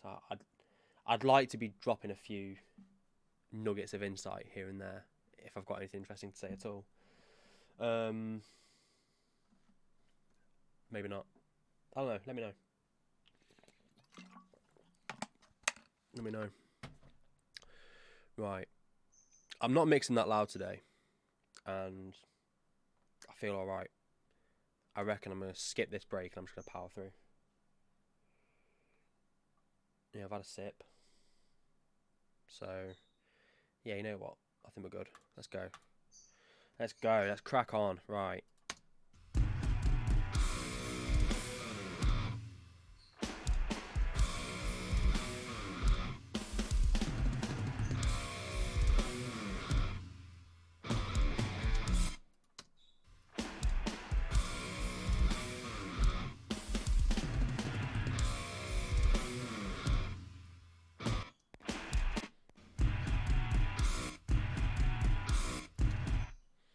Yeah, I reckon I'm going to remove the drums at that point.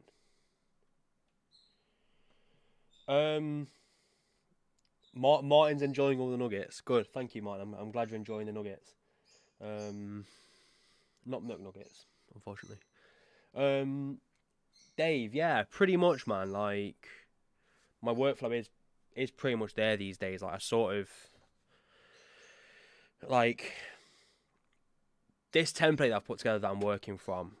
I sort of adapt it and update it as I go along. So if I end up doing a mix and I do something different, and I feel like it works, like for example, I'll probably remove the spring from the guitar reverb sends, just because I don't really feel like I'm using it that much. Like I've killed the camera.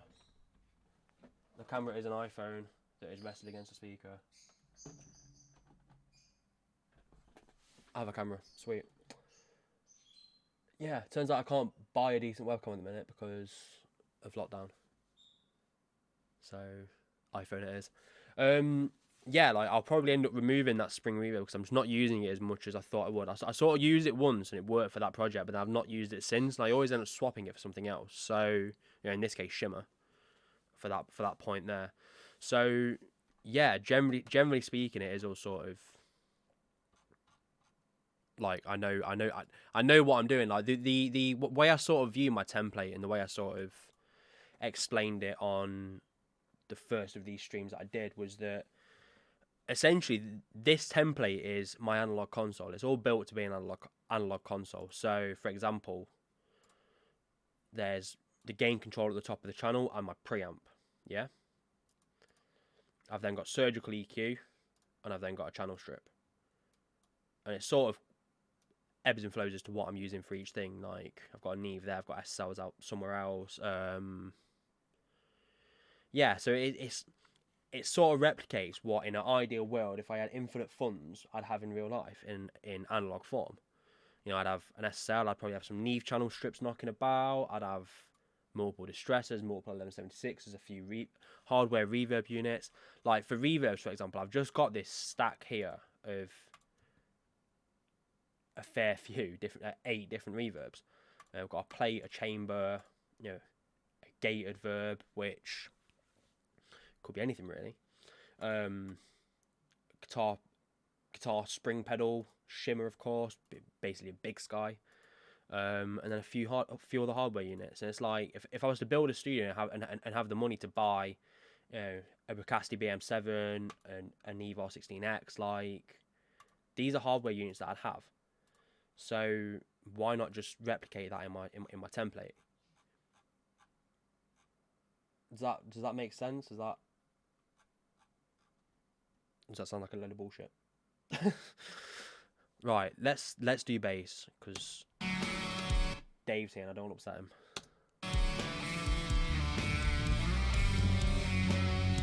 So straight away, if I unmute that bass, it's just clutter and overwhelming low end.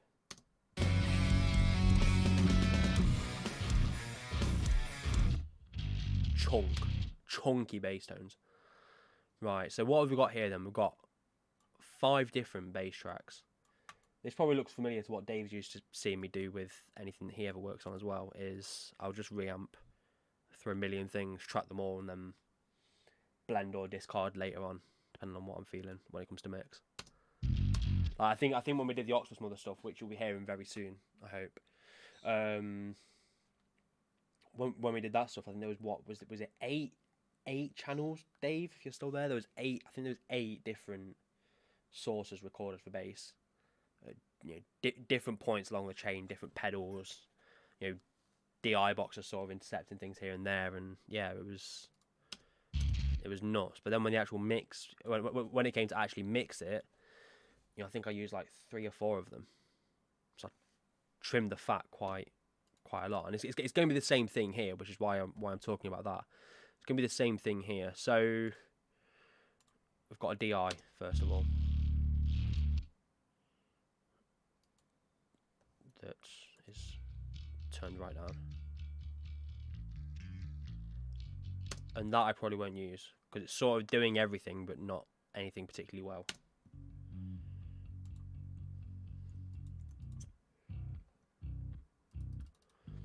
Okay, this bass subtrack was likely what I usually tend to go for is like an Ampeg stack or something with a big old 8x10.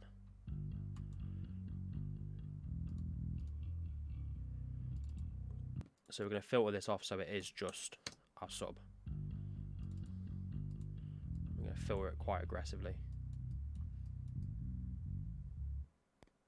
I don't even want that first harmonic in this sort of like 100 odd area. I sort of want just the sub.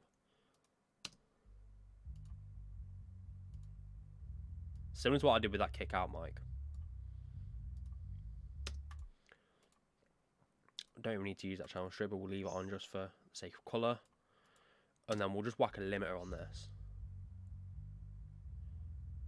to just aggressively control it.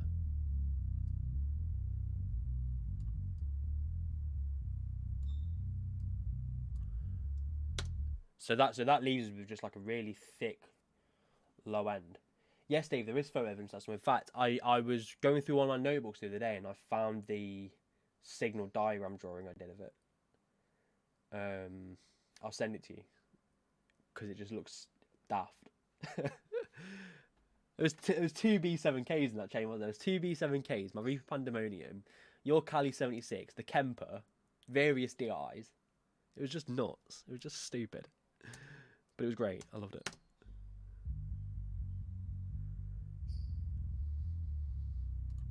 Or a release on for that. So this is just pinning that low end down. Essentially, it's the same as what it would be like if I used a multi-band on the Sun, which there's one there, but essentially what I'm doing is I'm taking all this and I'm just pinning down these bass frequencies and making them stuck. That's just pure low end.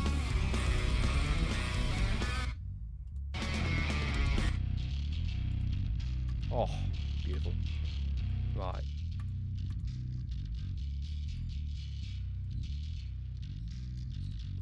So essentially now, this bass subtrack acts as my low end fader. If I need more low end, up it goes. If I need less, down it goes.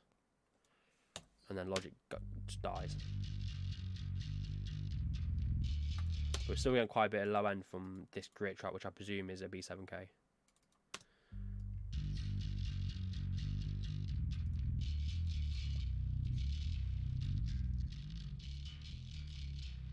It's already got a very aggressive mid scoop on it, which is probably just down to the settings I used on the B7K. Okay, I'm not keen on the clankiness that's going on up here. But instead of EQing it, I'm just going to slap a multi-band on it for that sort of area.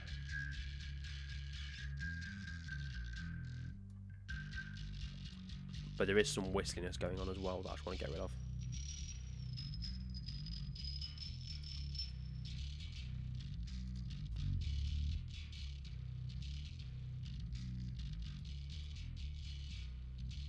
Okay, and then, and only then, we can add our distortion tracks. Now, I don't remember what these were at all. Most likely guitar amps.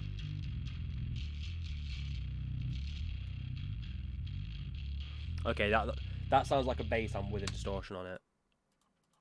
And then this is probably a guitar amp. That's a guitar amp. That is 100% a guitar amp. Okay, I'm not going to use this. I'm just binning it. That's where you know I'm really not going to use it if I just fucking delete it. Just fucking delete this. Like, bye-bye. See you later, pal. You're not coming back. Right. And then this, we don't need any low end from this. I just want that. It sounds like shit, right? Deliberately. It deliberately sounds like shit on that track. The reason for that even existing is because that distortion will help tie everything that these tracks are doing. It'll help tie them to the guitars. It's the only reason it exists. Does that hurt, Dave? Does it hurt that I'm saying the only reason that bass track exists is to make the guitars sound better? I'm sorry. I hope you don't feel victimised.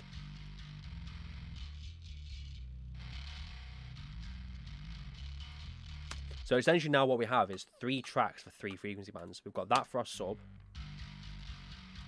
We've got that for our mids. I'm soloing, I've got the bus solo as well. We've got that for mids, though I might fill that a bit more aggressively. And just sort of bin off that first harmonic a bit.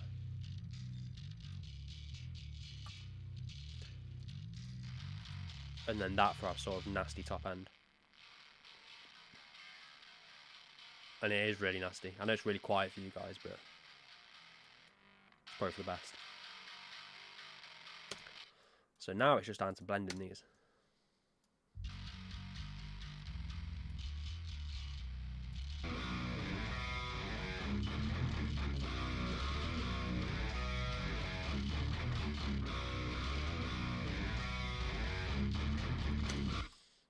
I want to multi-band this.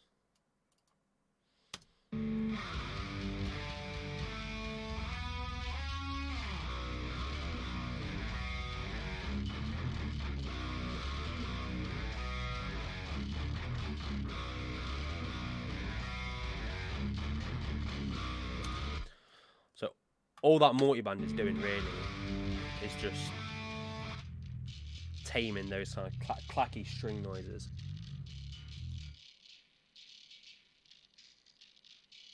And you can see it ducking here when the strings are being hit. That's all I wanted to do. I've just moved it slightly. I don't feel like it matters. That whole area is clackiness.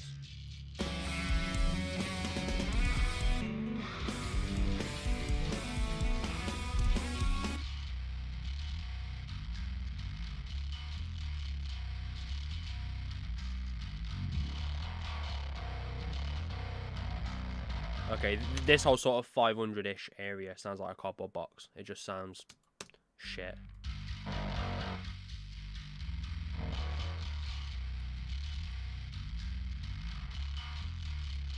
But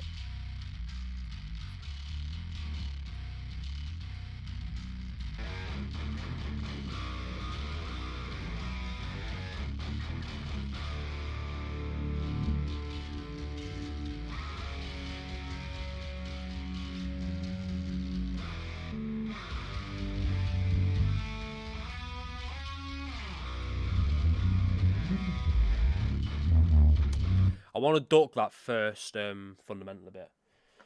Reason being, if you think about how a guitar and how a bass are tuned, right, a bass is generally speaking, and certainly in this case, an octave lower than the guitars, right? So that first fundamental, that first octave harmonic is going to be the same frequency as the guitar fundamental, right? So why not just remove it and give the guitars a bit of room?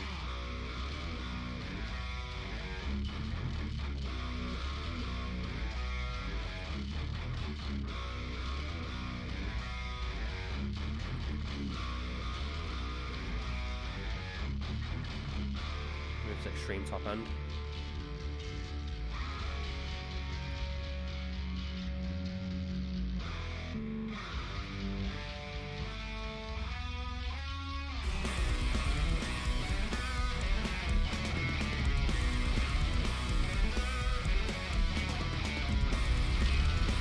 Right, let's pin this bass into place.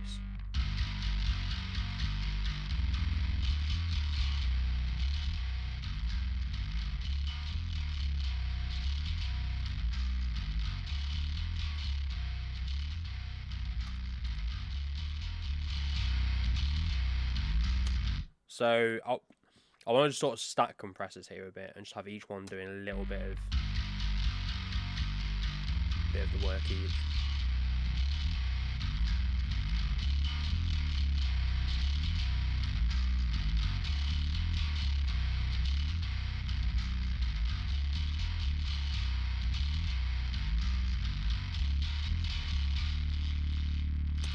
Okay, so I'll make the attack a little bit slower to bring out the sort of pick attack and the aggression of the bass.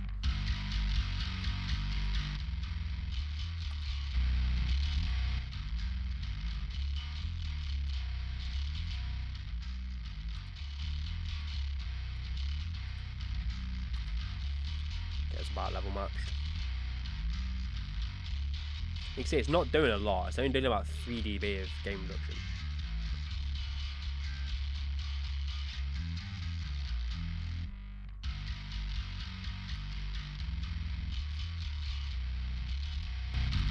I'm going to follow that one of these as well. Doing about the same.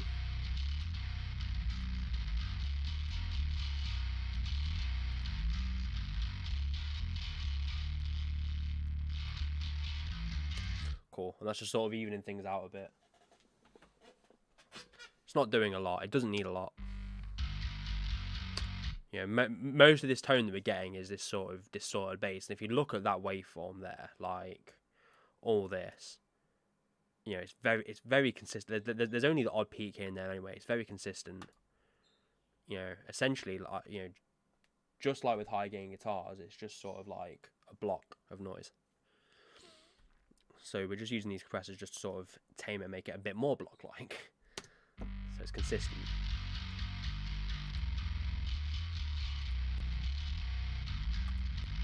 We don't need that. We'll leave that off. Decapitator. Now to make it sound really fucking evil.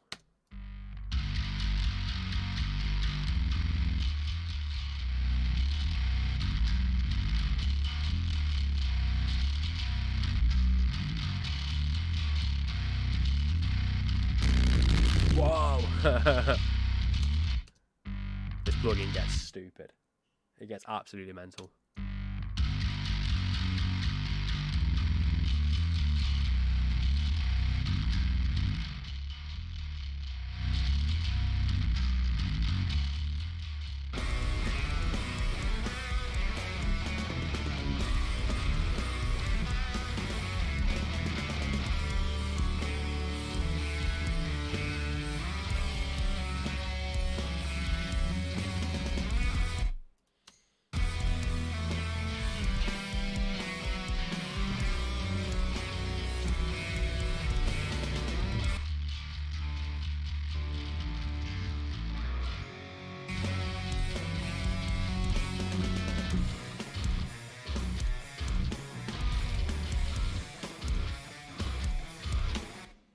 I felt that's sitting pretty well with those guitars. Maybe the bass can come down as well.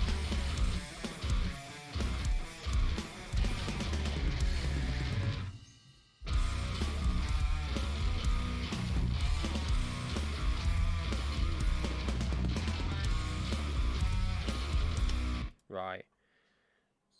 In the same sense as that bass needed compressing, these guitars need a bit of consistency as well.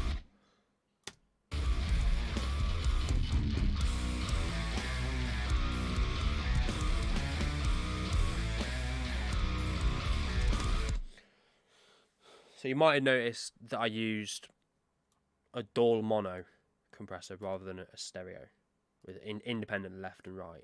Yeah. The main reason why I did that is because I don't want the left and the right sides to be responding at the same time, because if they're moving together and the speakers are moving together, then you end up with something that sounds narrower. It doesn't sound as wide.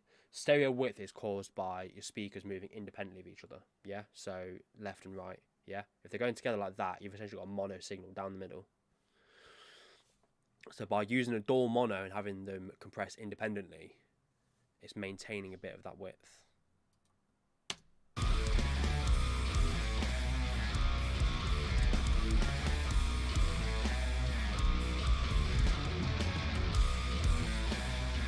Sounds fire.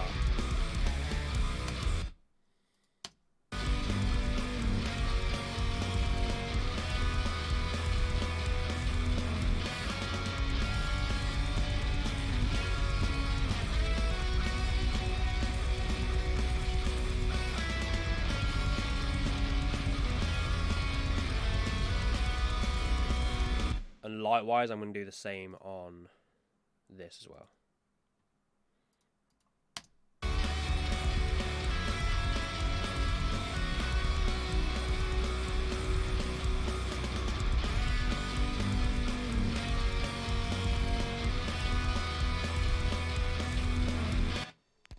Huh? Logic, why? Right. Although with this, it doesn't matter as much because this is essentially, time-wise, it's the same thing both sides, yeah? So it's the same guitar performance, it's just slightly different tones. We can afford to glue that together a bit more.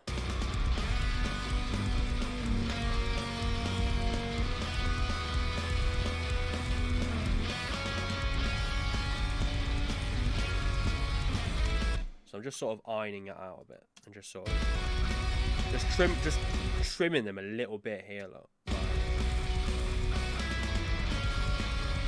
can probably afford to go a bit more.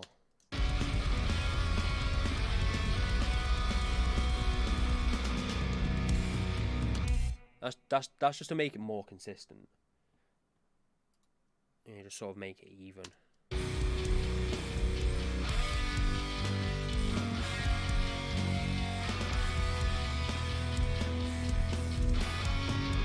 Okay. I feel like instrumentally it's getting there. But now I've got everything else in, I want to add a bit of sort of lower mids to this bass, and that's not the plugin to do it with, I don't think. We'll remove that, we're not going to use it. Right. Just want to add a bit of chunk to these drums as a whole.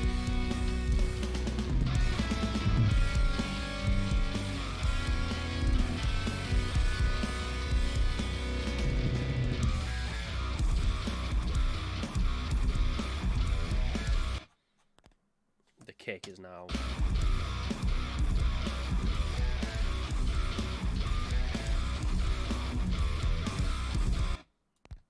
God's sake, what is going on with it?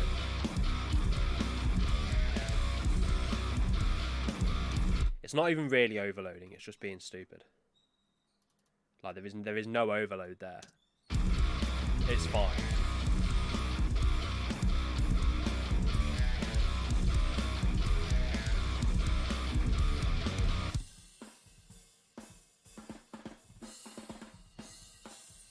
There's some harshness up here that needs to be dealt with before we move forward. Yeah, that mostly.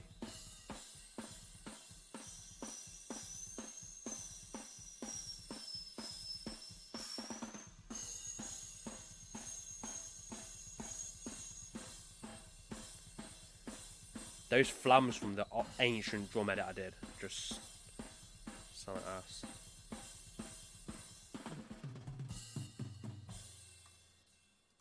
Right, fine. Moving on.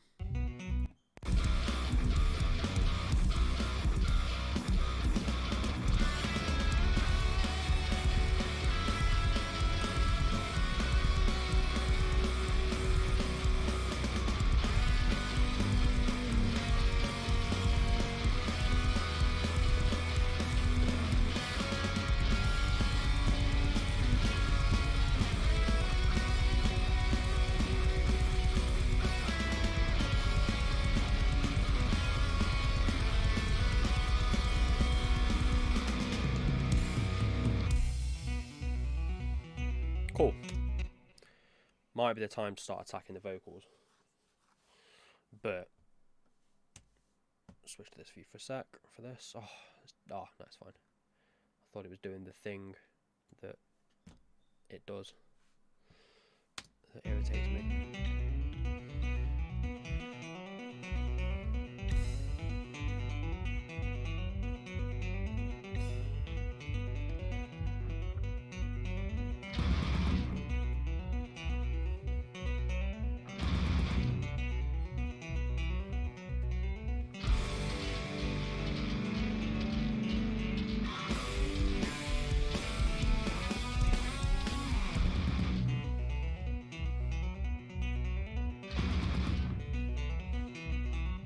Overall, what we're left with is that.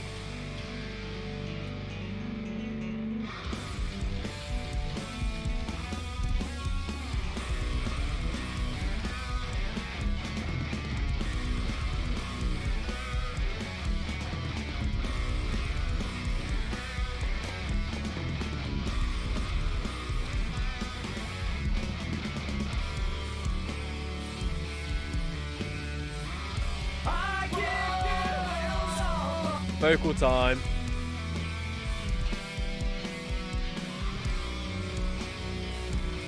So first of all, I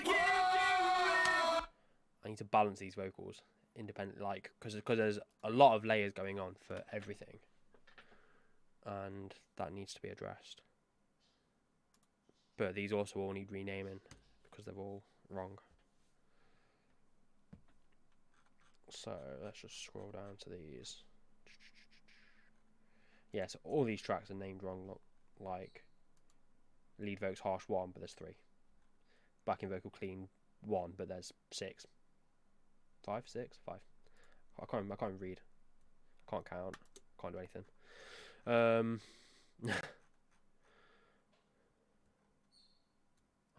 Is there stuff on here as well? Yes. Okay. So all these just name tracks by region. There we go. Right. let's approach this one stack at a time. So we'll turn off all of our backing vocals. We'll come back to them. Let's do these harsh vocals first. For the verses. Angel said to me, the world is falling down. Nothing could be saved and everything was set to drown. I saw it all in flames. The temples hit the ground. People wept and gnashed their teeth while bodies fell around. Now do not think me cruel, I said.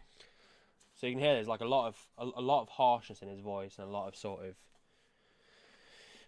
like he's got quite a nasally voice, which works really well for this. I said with lies up on my tongue, but choose 3 things to say and do not leave it for it. But it is going to take some work to get that to sit right in the mix. An angel said to me, the world is falling down. Nothing could be saved and everything. Right. Yeah, I think I've shown in the unboxing on Monday that I was keeping this as is and just sort of keeping it with the pre-boxed version, if you like. An angel said to... But we need to just get rid of all that.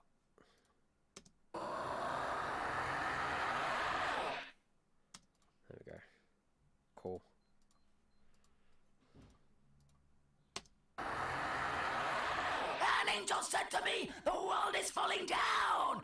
Nothing could be saved and everything was set to drown. I saw it all in flames. The temples hit the ground. People wept and gnashed their teeth while bodies fell around. Now do not think me cruel, I said with... Just as a heads up, I personally feel like vocals are one of my weakest points. So this section here could be an absolute shit show. Just a bit of a disclaimer. An angel said to me, the world is falling down.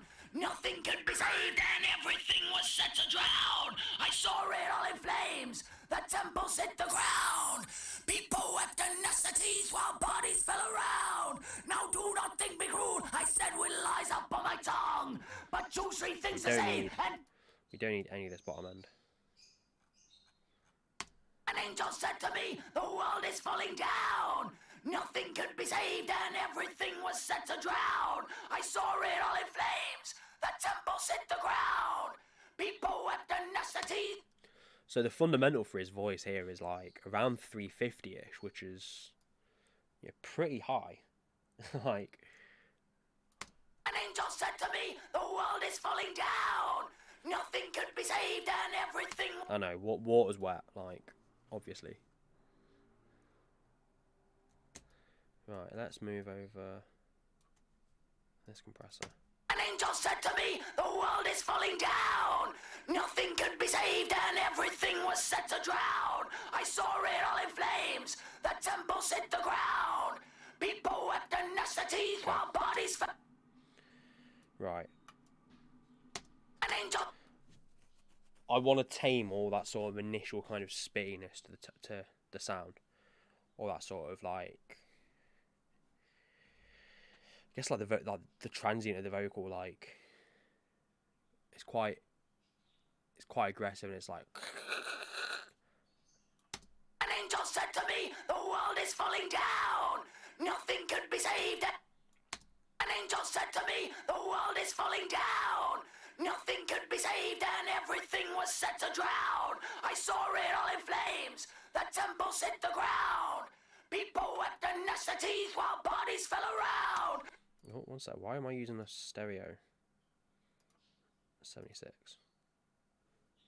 How bizarre. Huh, okay. That's weird. Ah, I know why. It's because I was lazy and I just dragged it over from the other one. Huh.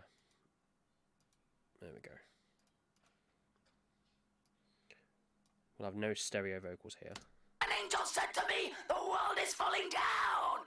Nothing could be saved and everything was set to drown. I saw... So that just sort of brings up the body of the voice. An angel said to me... And it's doing that by squashing all the sort of top end and the nasally stuff bringing that down and then bringing it all up together.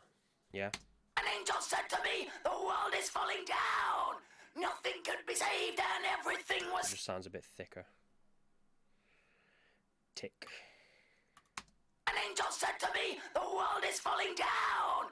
Nothing could be saved and everything was set to drown. I saw it all in flames. The temple hit the... One of these on there, just sort of smooth it over a bit.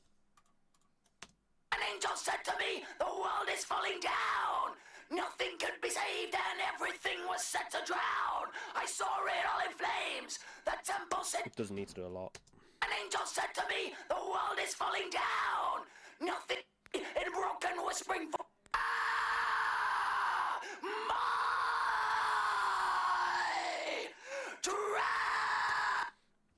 Okay.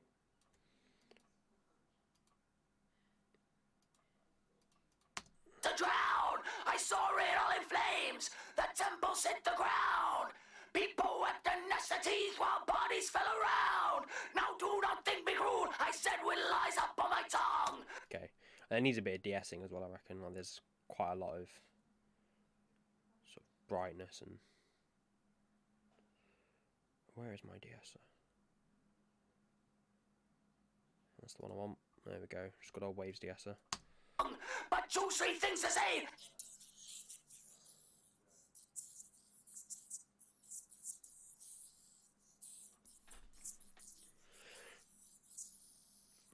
I need to collide. Fuck, I was going to sneeze and then it just never came. Oh, I forgot to mute those clean vocals up there. There we go.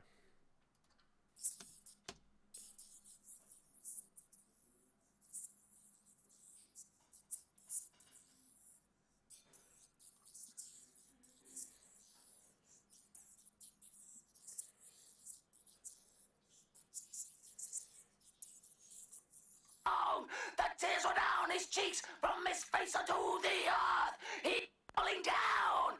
Nothing could be saved and everything was set to drown. I saw it all in flames.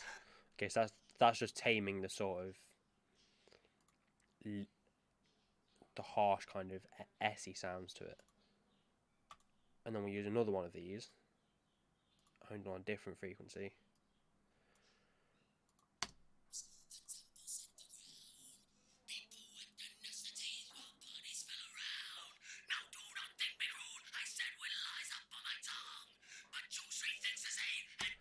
And that's that sort of nasally kind of pinch nose sound again. Same as what I did with Mike last week. And do not leave it very long. The tears were down his cheeks from his face unto the earth. He opened up his mouth to speak, but not a word was heard. Okay. I feel like that's in a good place. Alright, Tom's harsh vocals. He's got a very different character. 1 million years of blood and tears upon this race of men. Okay.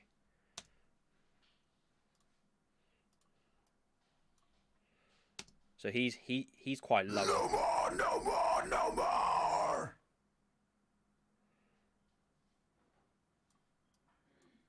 Why don't you just...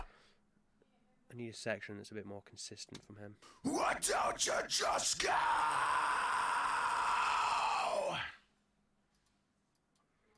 Take it all. Just find all these harshness. There's like no good bits that are just constant. I may just loop one of these. Why don't you just go? Why don't you just go? Why don't you just go? Why don't you just go? Why don't you just go? Why don't you just go? Why don't you just go? Why don't you just go? Something on there. Why don't you just go? Yeah, that. Why don't you just go? Why don't you just go? Why don't you just go? It's quite... There's a lot up there that I don't want. We'll just get rid of it. Why don't you just go? Why don't you just go? Why don't you just go? Why don't you just go? I want all of that. But there's all this kind of fat down here as well I don't want. Why don't you just go? I'll just sort of rein that in a bit. Why don't you just go? Right. Okay. Now, as a whole, Why don't you just go? there's going to be a lot of similarities to what I'm about to do.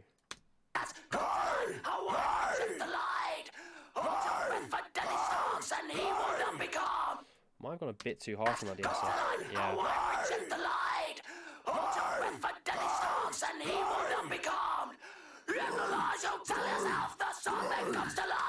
It's really easy to go overboard with DSs and you end up with a vocalist that sounds like they've got a lisp. Or sound like they're screaming into a pillow.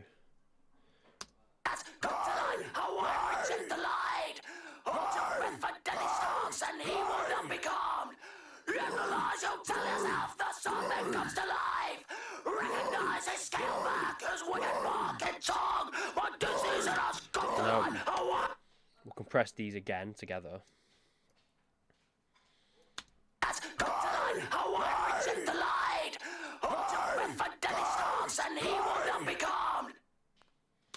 I don't want to do a lot of heavy lifting with this compressor. I just want it to sort of glue those two together. I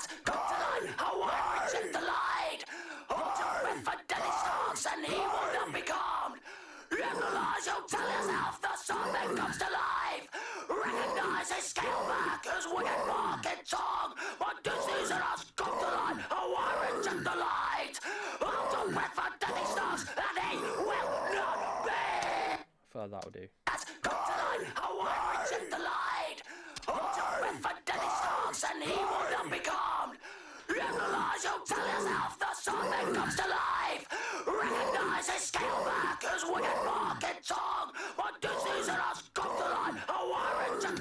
And again, just a bit more sort of light compression with Renaissance Folks there as well, just to sort of glue it all together, push it to the front of the mix.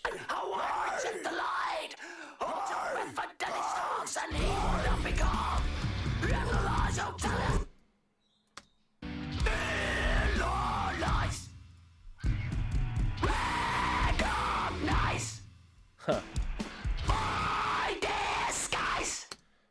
Let's make these sound fucking evil. Let's do it.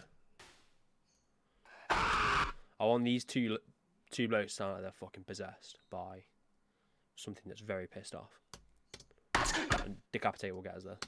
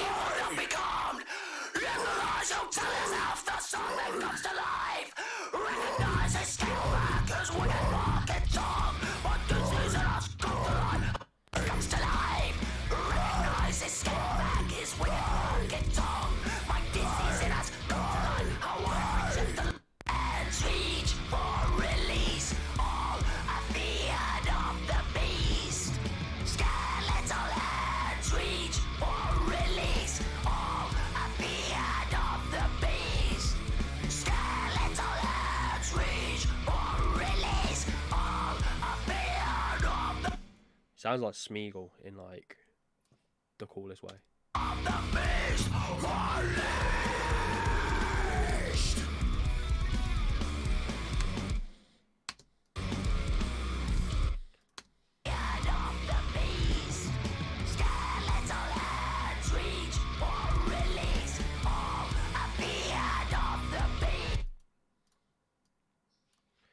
You know what? I'm I'm going to fucking L1 these vocals. And just really pin them to where I want them.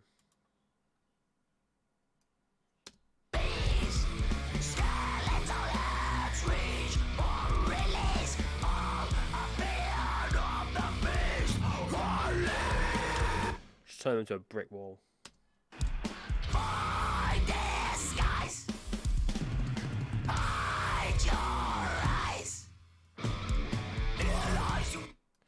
Okay. So I've got a parallel decapitator there as well. I'm not going to use it. I feel like I've got enough distortion out of... Reach for release. All appeared of the beast. Skeletal hands reach. All appeared of the beast. Scream, we scream as one day. Oh, scream, we scream as one day. Oh, scream, they all scream as one.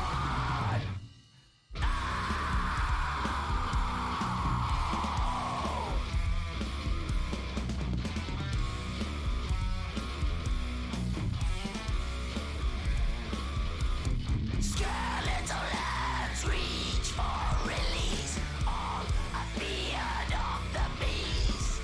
Skeletal hands reach for release. All appeared of the beast. Skeletal hands reach for release. All appeared of the beast. Skeletal hands reach for release. All appeared of the beast.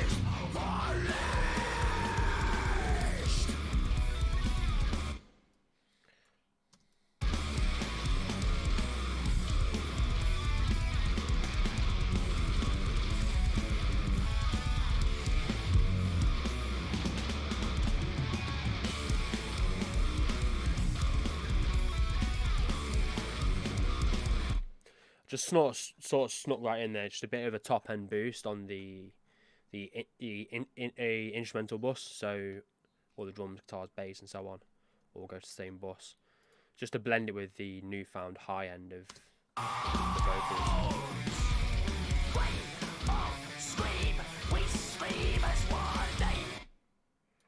Right, we need some sort of like. Scream, we scream as one day. Oh, scream, they all scream as one.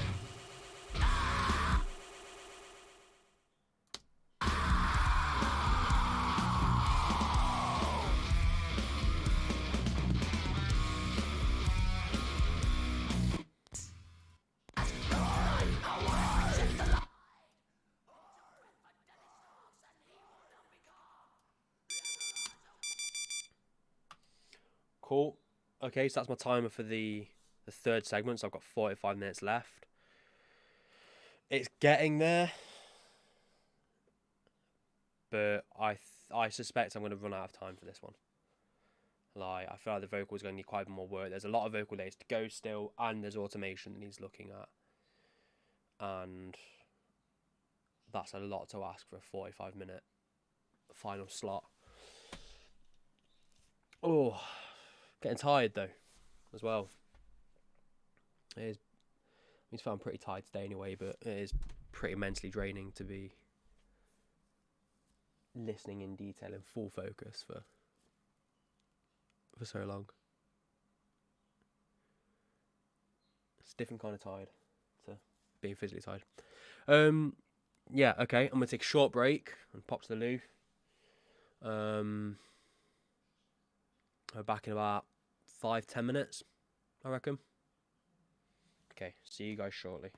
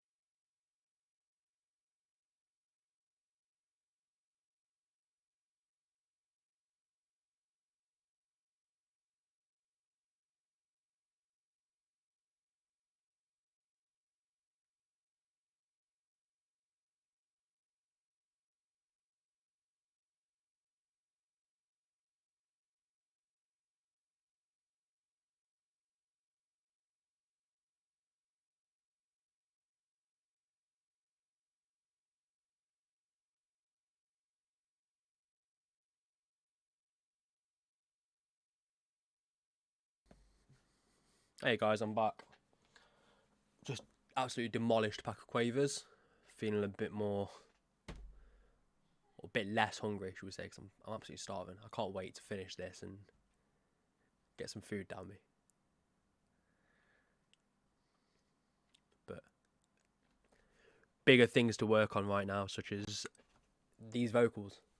So I guess I better get back to making them sound good, don't I? Right. Oh, I hope I've just killed it. What have I just done? No, there we go. It's fixed. Right. Timer going off. Last 45-minute push. Let's go. Let's have it.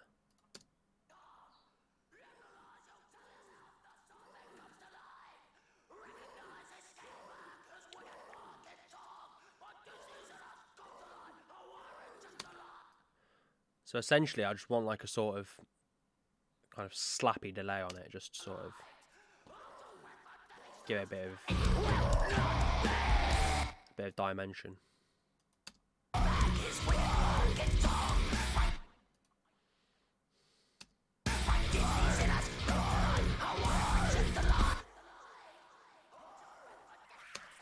This is probably my new favourite trick as well, is stacking delays that have different times on them. So having that really quick delay there, and then stacking that with something that's a bit slower.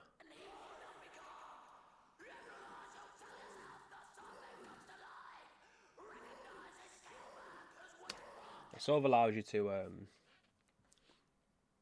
tailor the feedback in a less linear manner.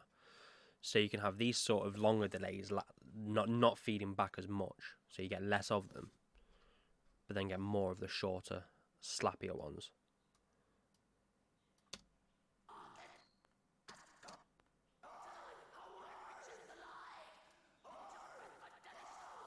Just makes it sound less linear.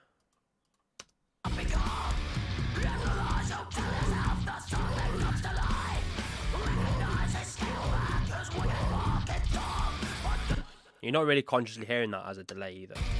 It's just filling it out a bit.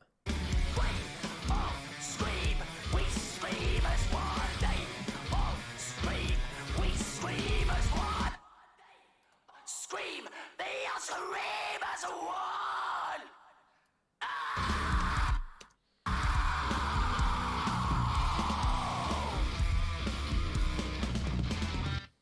I give you rivers of red. I give you Vocal doubles, I love it. hills of bones. I set you free to just give. And they're not perfectly aligned. I've not gone in and nuked the timing of them and nerfed it so they're all to the grid and together. Like, they're just as they were. This isn't really like a sterile to the grid track. No, there's a bit of a vibe to it. Rivers of red. I just realised my timer's not going. I did this last week as well. I don't know how I manage it. Right.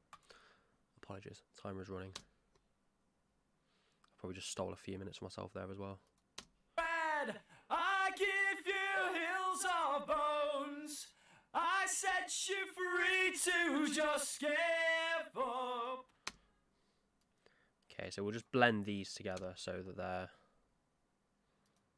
Rivers of red, I give you hills of bones. I saw red, I give you. Huh. Yeah, and then I'd cut that scream into this track. So Hills of red, I give you hills of bones. Hills of Bones. Rivers of red, I give you hills of bones. I set you free to just give up. Right, I can't actually see all of my channel strip for this one. I give you rivers of red. So let's switch back to this I view. give you hills of bones. I set you free to just give up. And basically, for the most part, I just want to process these together. Treat it as one vocal. I give you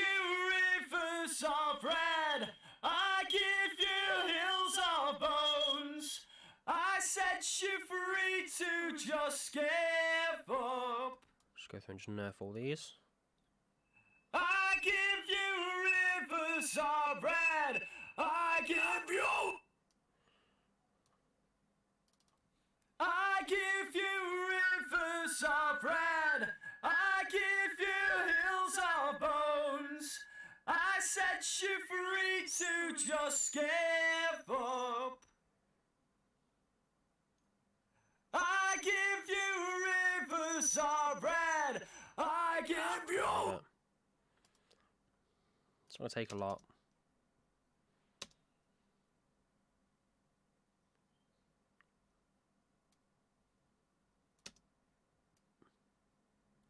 I give you rivers of red. I give you hills of bones. Just tighten it up a little bit. Okay.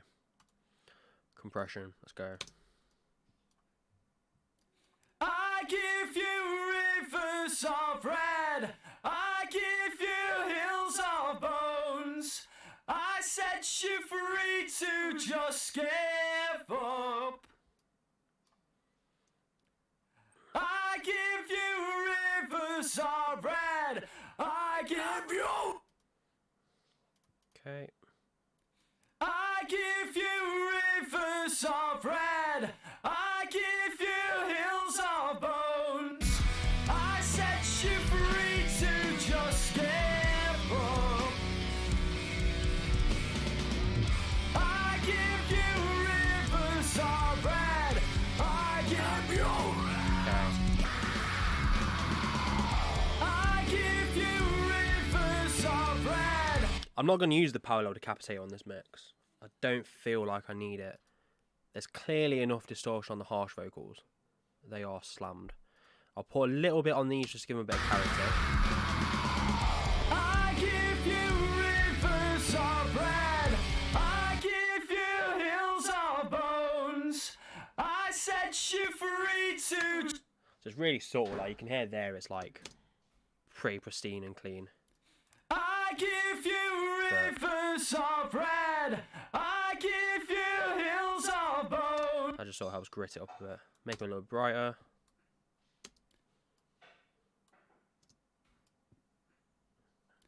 I give you rivers of red.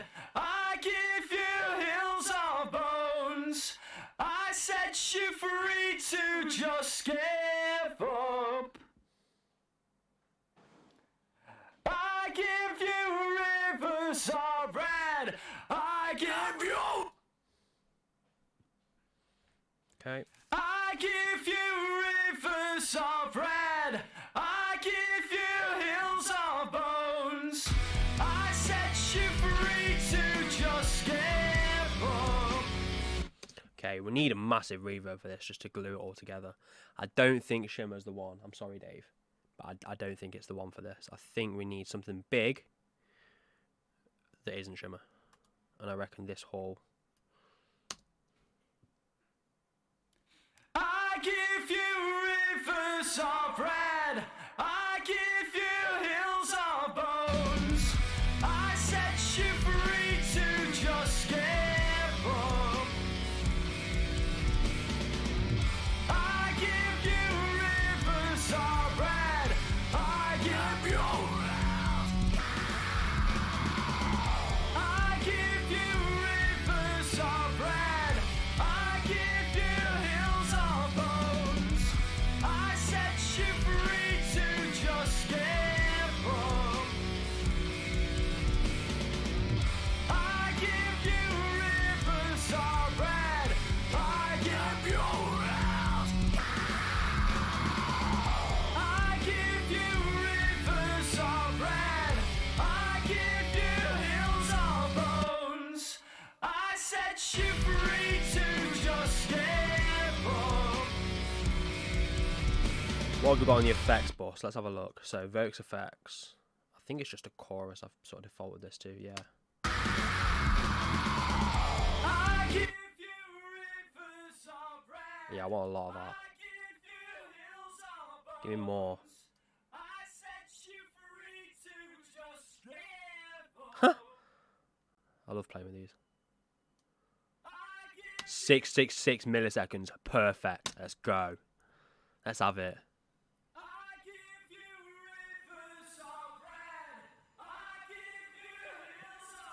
Let's mix by numbers, guys. Fuck it.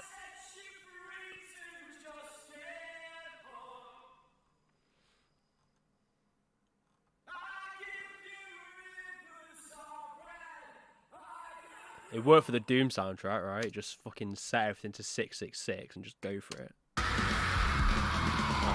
fuck it, why not?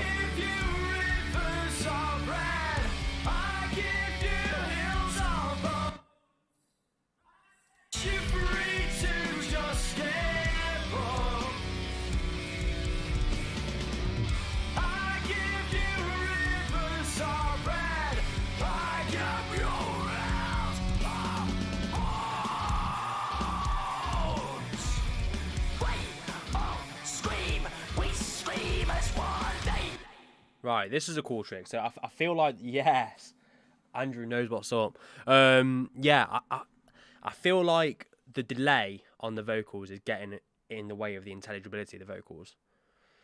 So there's a cool trick for getting around that. And what we'll do, we'll use this Vox key track here. So this actually needs to have no output. And then we'll send our vocals to it. Just a unity gain. Doesn't matter because we're not going to hear it. See? Can't hear it. Okay. We then take this compressor. Not this compressor. That's the wrong compressor. That's the wrong compressor. What's a good compressor for this?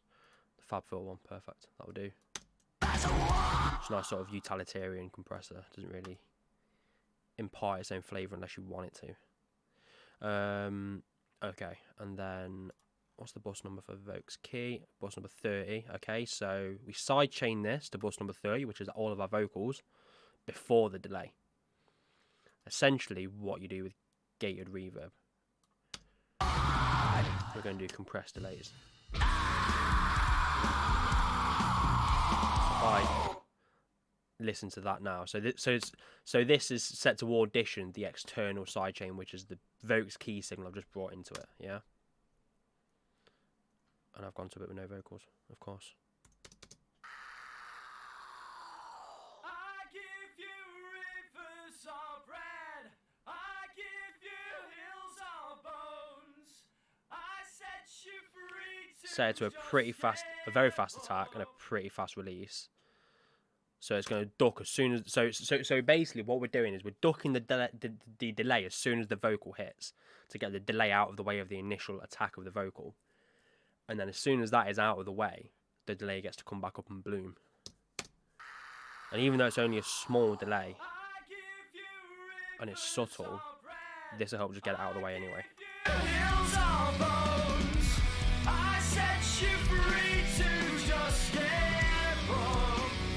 So with that compressor bypass, I feel like it's a bit messier compared to with it enabled. But let's see if you can hear that and see what you think. I give you rivers of red. I give you hills of bones. I set you free to just get home. I give you rivers of red. I give you house. Cool. I give you rivers of... I think those vocals sound suitably massive. I think that'll do for them. Right, we need to get these backing vocals in. And there's some other vocal bits going on as well. And I've still got loop enabled. What's this? Man, I welcome you to turn. Of course, I forgot about this. Let's do something fun with this. Let's go a bit crazy. There's nothing left in me already. I'd keep from this collapse. I mean, it's... The world has turned to you. Essentially, it's an effects track, but right now it's not very affected. We can change I'll that. not begin again. 1,000,000 years of blood and tears upon this race. Tom, how would you like to be a demon for the day? You'd fucking love it. I know you would. Okay, so first thing we're gonna do is we're gonna put a little altar boy on it.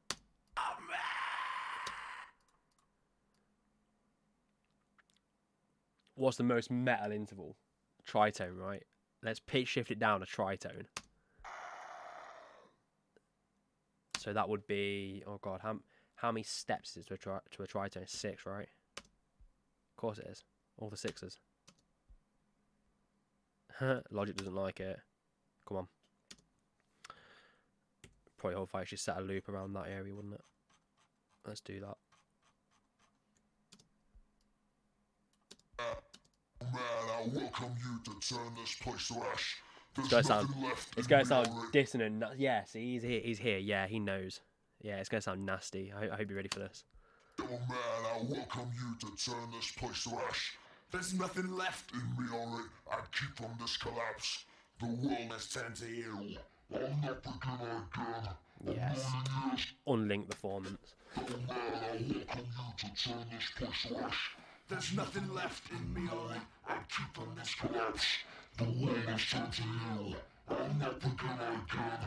A million years of blood and tears of poorness. Oh man, I welcome you to turn this place to ash. There's nothing left in me, only I keep from this collapse. The world has turned to you. I'm not begin again. I'm not. I think that's pretty fucking evil. Let me know what you think. I welcome you to turn this place to ash. There's nothing left in me or in. I keep from this collapse. The world is turned to you. I'm not begin again. Need to filter out the noise and I welcome you to turn this place to ash. There's nothing left in me, only I keep from this collapse. The world has turned to you. I'll never begin again.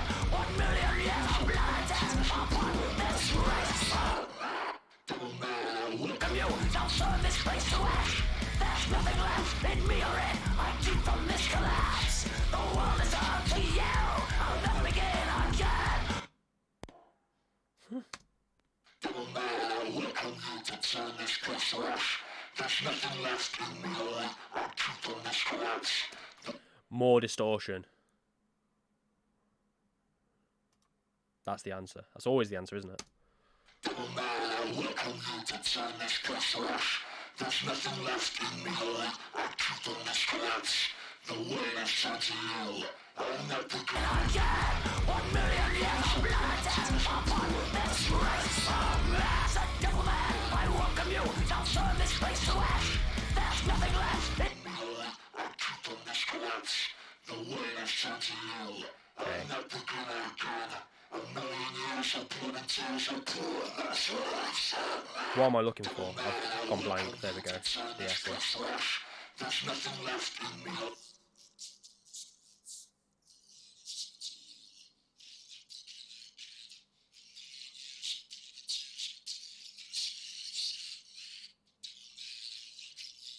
this place to ash. There's nothing left in me or in. I keep from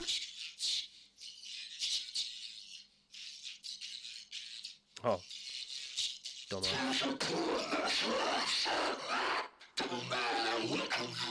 There we go.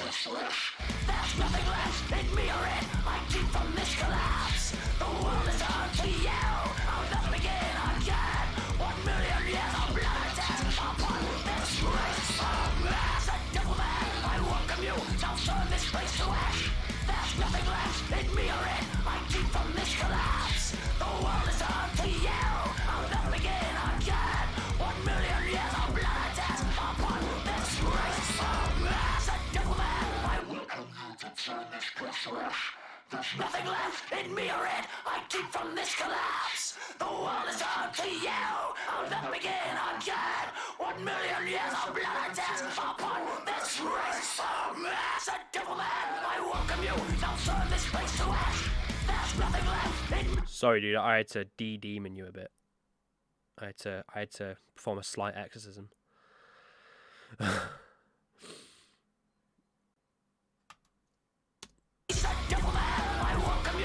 Turn this place to ash.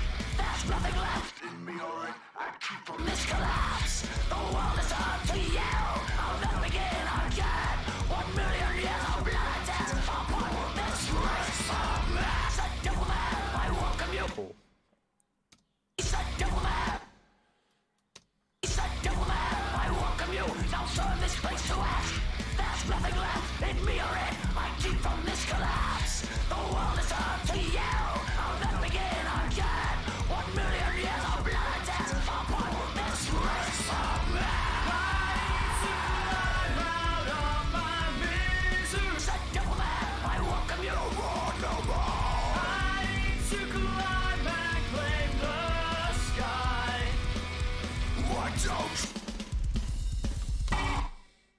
Right, I used this trick last week as well, and I'm going to use it again. Let's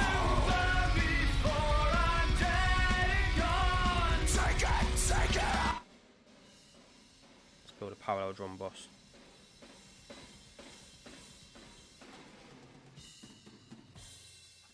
With mostly overheady type things. That doesn't exist yet. I realize I've not looked at the toms at all. Oops.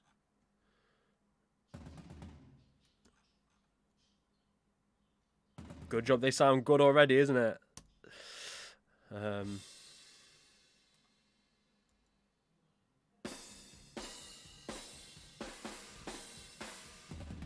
Okay.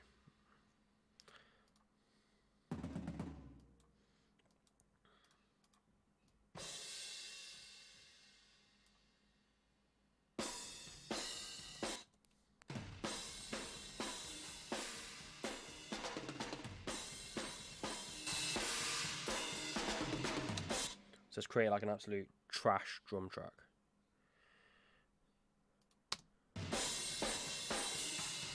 Make it sound fucking horrible.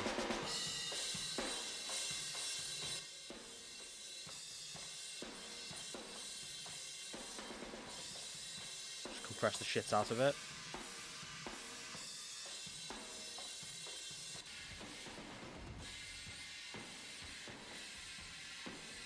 And pitch shift it down.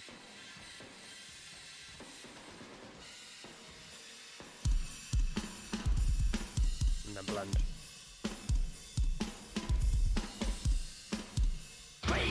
We scream as one, they all scream. They all scream as one.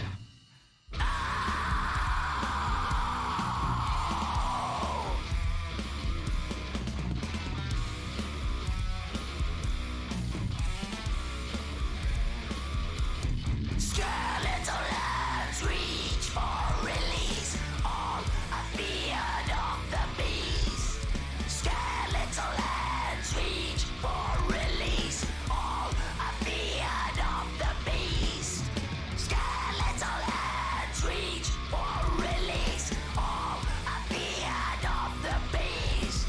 Skeletal hands reach I feel like that's getting there. I feel like we're on track. for release. All appeared of the beast. Released.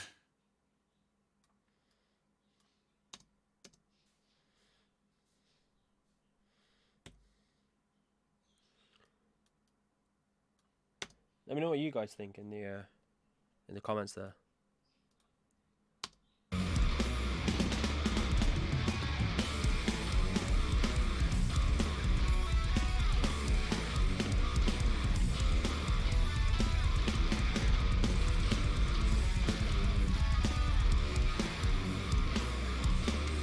Right, we can start working on the speed box. Okay.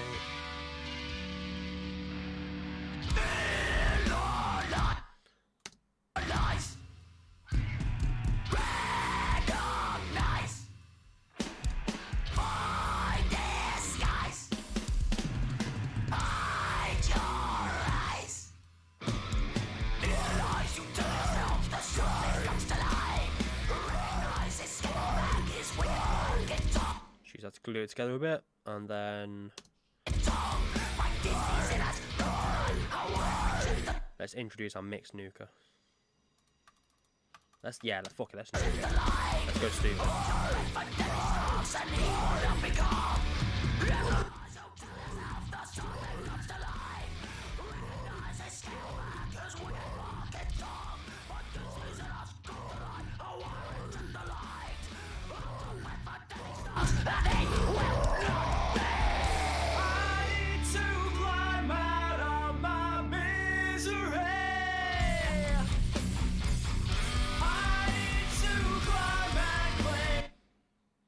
So I sneakily sent my snare to that, which is bypassing all of these compressors and letting it just sit on top of the mix a little bit more, and it's just the snare on that track at the minute.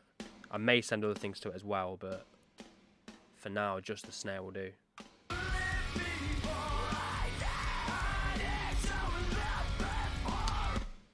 I've just turned down the master output as well. I don't want to clipping the streaming software, so that's why I got quiet there. If anyone noticed that.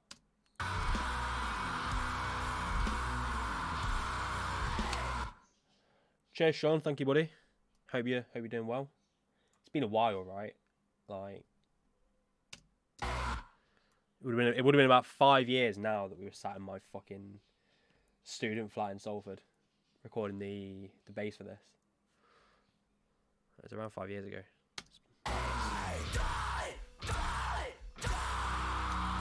Such grit up that 2-track of it. Let's run it from the beginning.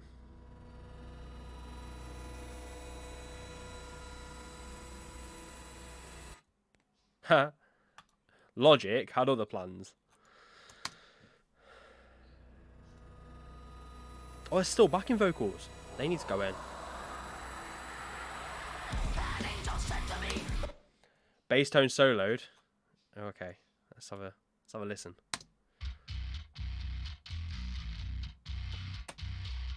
There's your bass tone, dude.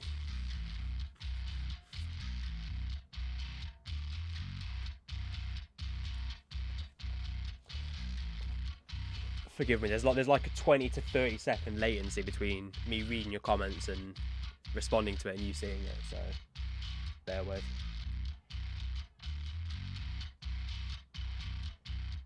I feel that is pretty chunky. Yeah, Andy, you're completely right, mate. What do I sound like?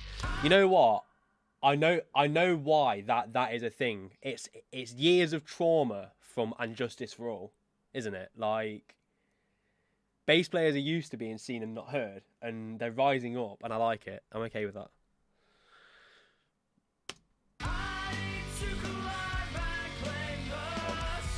Glad you guys dig it. Tell you what, I'll make it a little bit louder.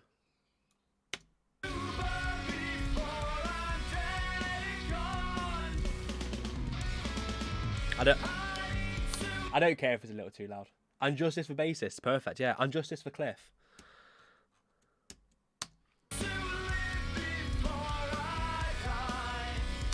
Because Cliff should have been the bass on that album, as we know. Right.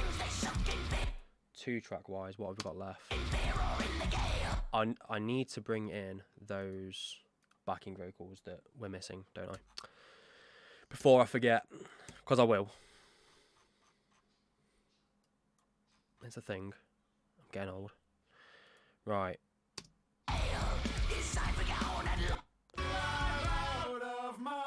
Oh, I forgot about these. These are awesome. Let's make them nice and wide. I need to climb and claim the sky. I need to burn before I'm dead and gone. Oh! Yes. Epic as fuck. Right, I'm going to make my own life a bit easier here. I'm going to duplicate some tracks.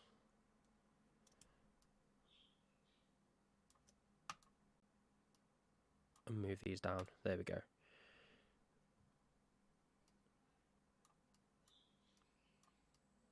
Instead of automating pans later on, I can just set them now. I want that to be wider and these to be a bit narrower. Cool. I need to climb and claim the sky. I need to burn before I'm dead. Whoa! Cool. Okay, let's compress these. I need to climb and claim the sky. First of all, EQ. Oh, I've got 17 minutes. It's going to be tricky. I need to burn before I'm dead and gone. Just get rid of that as a whole. I need to live before I die. And then around here, that's where the lead vocal sort of intelligibility is. I don't want these to distract from the lead vocal. So we're going to pull that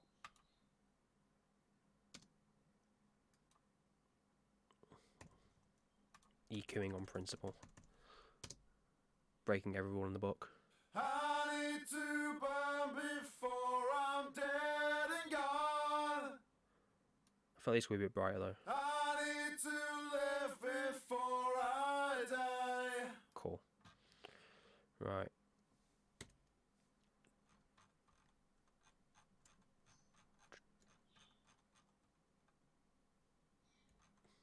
Right, let's whack a loop on these so I'm not scrubbing around like an idiot.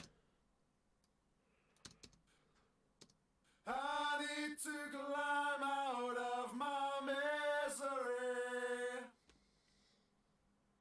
I need to climb and claim the sky. I need to burn before I'm dead and gone. Right, I just want to pin these so they're basically like a brick wall. I need to. And I know then they're going to be a consistent volume, no matter whereabouts it is. I need to climb out of my misery.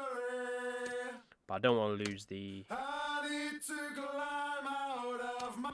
intelligibility of them either. So I need to climb out of my misery.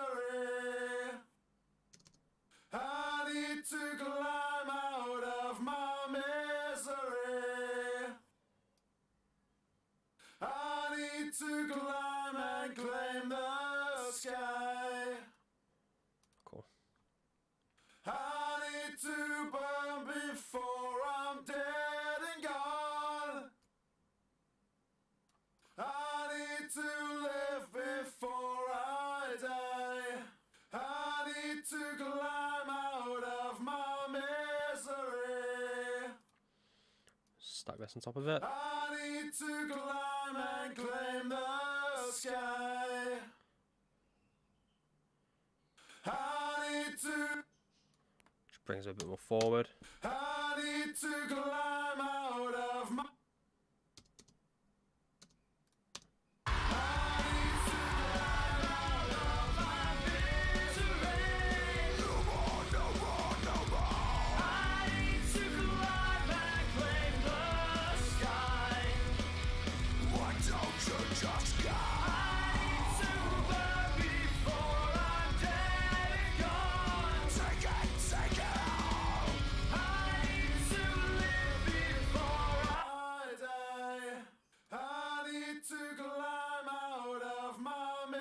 The chorus. Blend into that.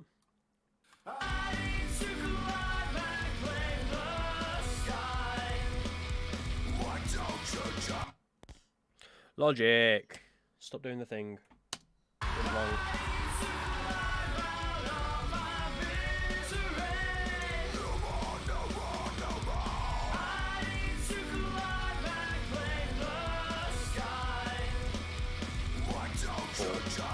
What are these like?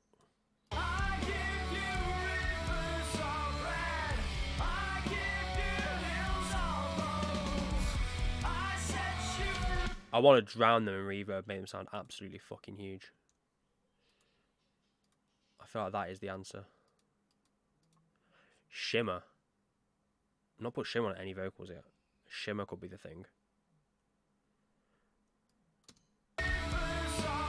But I feel like shimmer in this section. That section's so busy, that might not be the best fit. But here, absolutely. So let's automate some shimmer into it.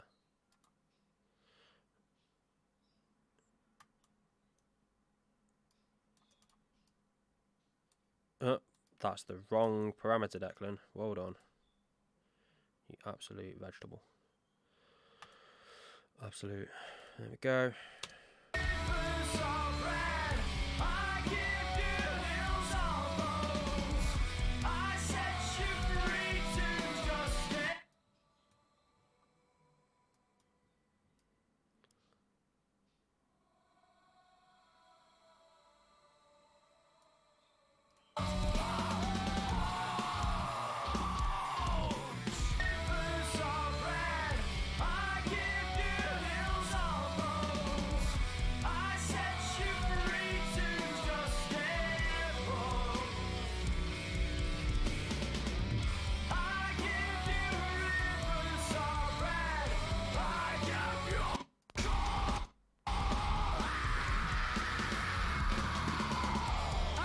yeah, Valhalla Shimmer is my life.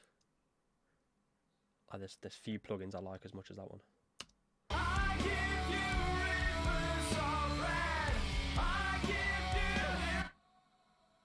It's subtle, but it's just giving it a bit of abyss, if you like, just screaming into the abyss.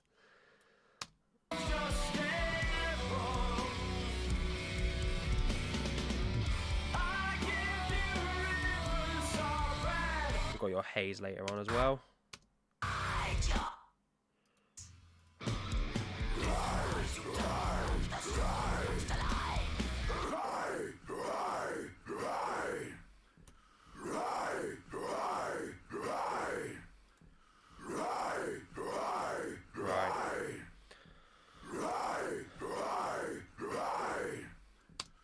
Need to make a decision as to how much we need all of these.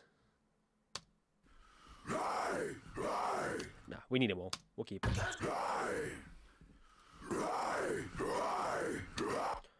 But let's just absolutely slam them.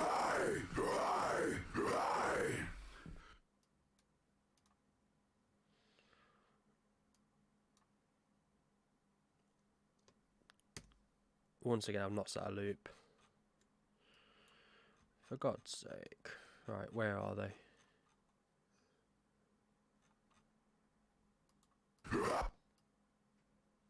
That'll do.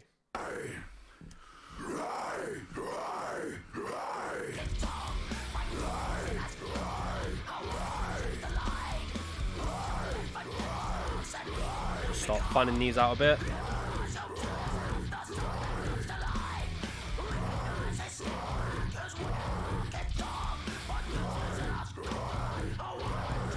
With no agenda other than making it all a bit wider.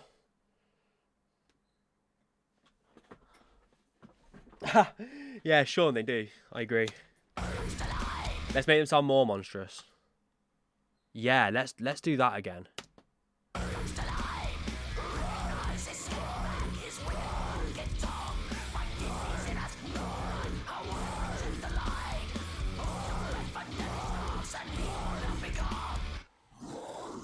Oh, yes.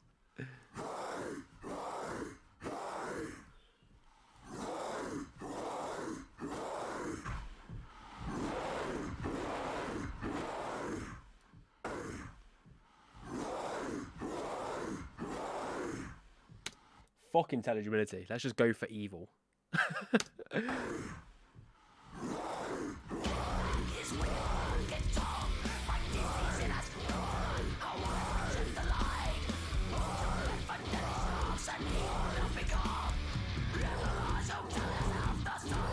Nastier the better. Pitch shifter to 666. Yes. Mick Gordon would be happy. I hope. I go through life hoping to one day make Mick Gordon happy.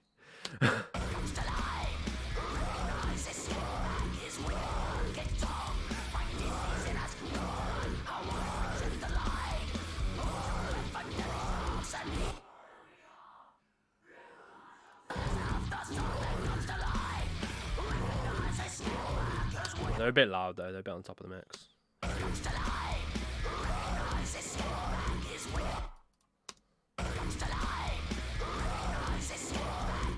No, fuck that. I know what we're going to do. I know what we're going to do. Get a DS out of the way, we don't need that. You don't need to DS vocals if you just pitch them down. Like, just remove the S's by making them too low to have S's. Problem solved.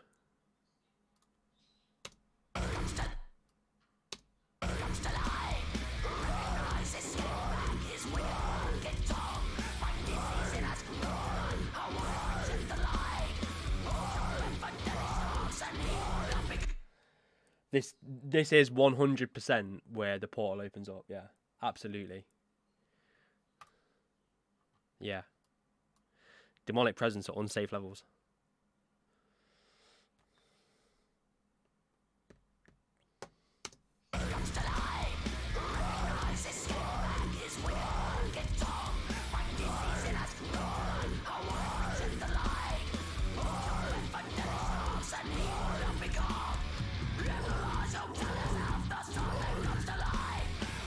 Demonic presence at unsafe levels. Oh, you can't really tell. I put a red light on, but you couldn't really tell on the camera. Oh well, I tried. I tried to make it as demonic as possible. Right.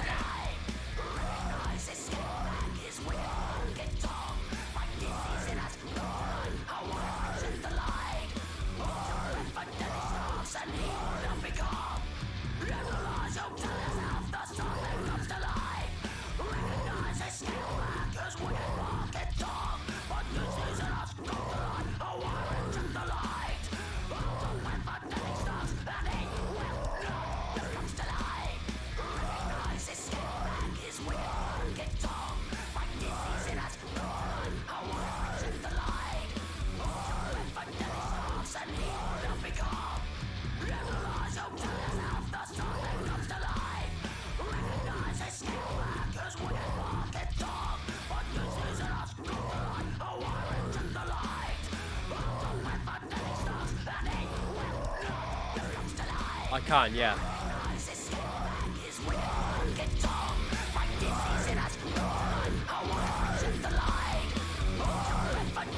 How's that? Is that better?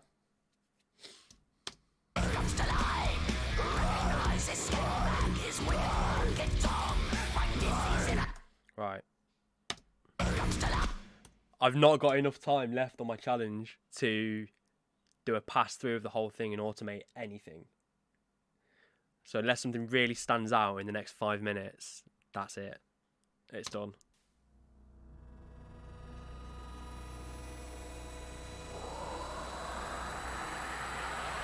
An angel said to me, the world is falling down. That's one way of automating it. An angel said to me, the world. An angel said to me, the world is falling down. Nothing could be. It's also way too loud.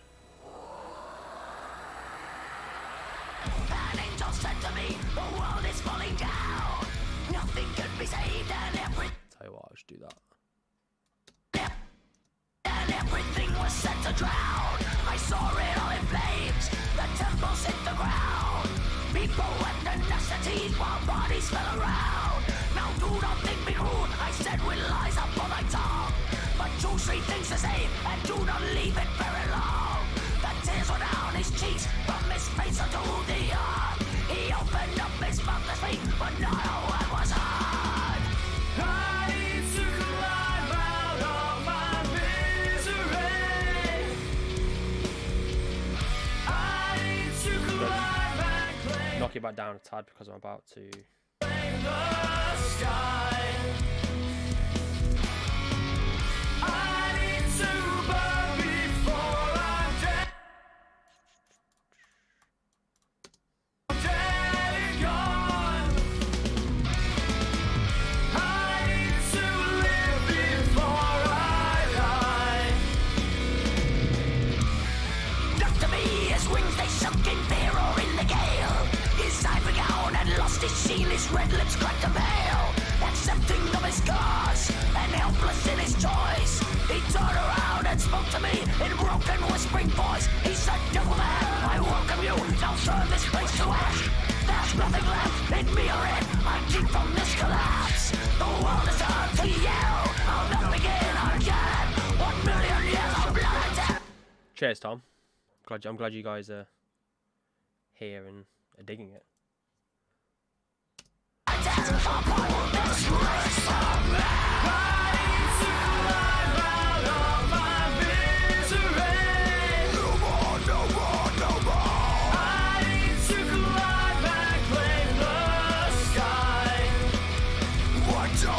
Just go. I need to burn before I'm dead and gone. Take it all. I need to. The low end of that double kick there is pretty brutal. I know how to fix it, but have I got time? This scene is red lips cracked a veil, accepting the. Just go. I need to burn before I'm dead.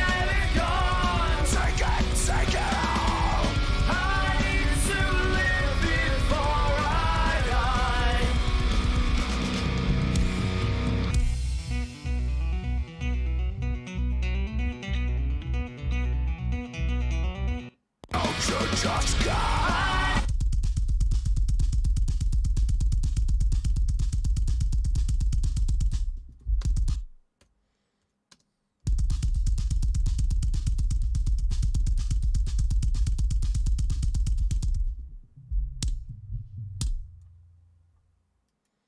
just need to really spank that down. There we go. Okay.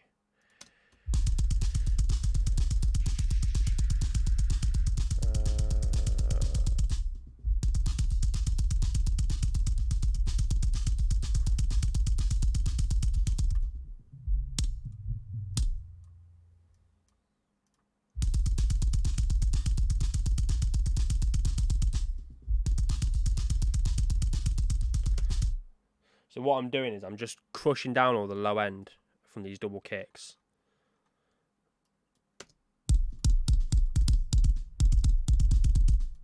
But having it only active when there's the really busy double kick sections like that.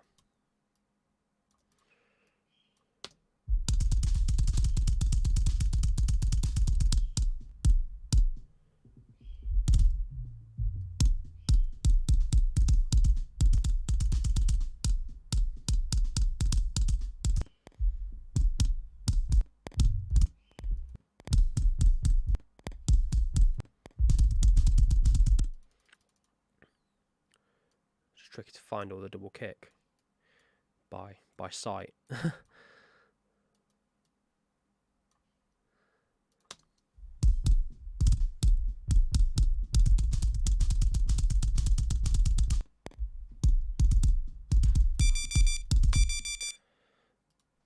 3 things to say, and do not leave it very long. And that's it. That's 3 hours, give or take. Okay, I feel like that mostly got there. I got more done with that than I thought I would, I'll say. I thought I'd still be battling the pure track count of it, really, to be honest with you. I can't think of anything else that I would have needed to look at that I didn't get a chance to, but we'll have a full listen through in a moment and see what's what. Maybe automation for various things, of course, but generally speaking, not too bad. Let's have a listen from the top. If Logic didn't shit the bed.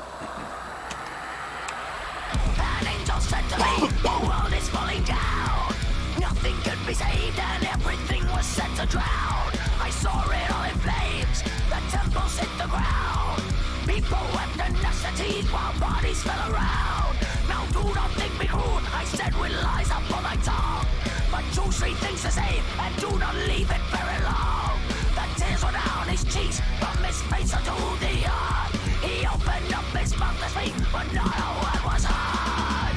I need to climb out of my misery. I need to climb and claim the sky.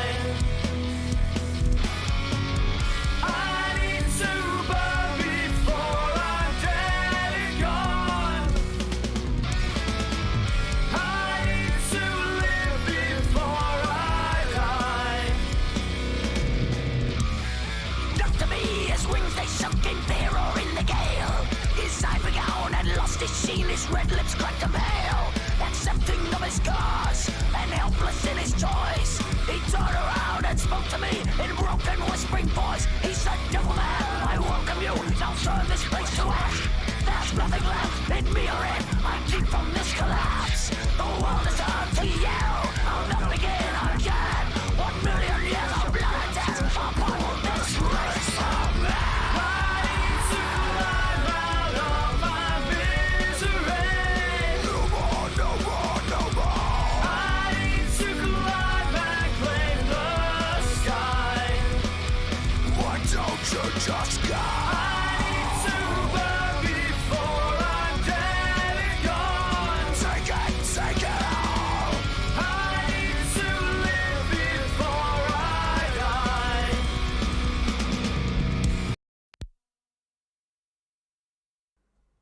Logic doesn't like it. Logic doesn't like anything today.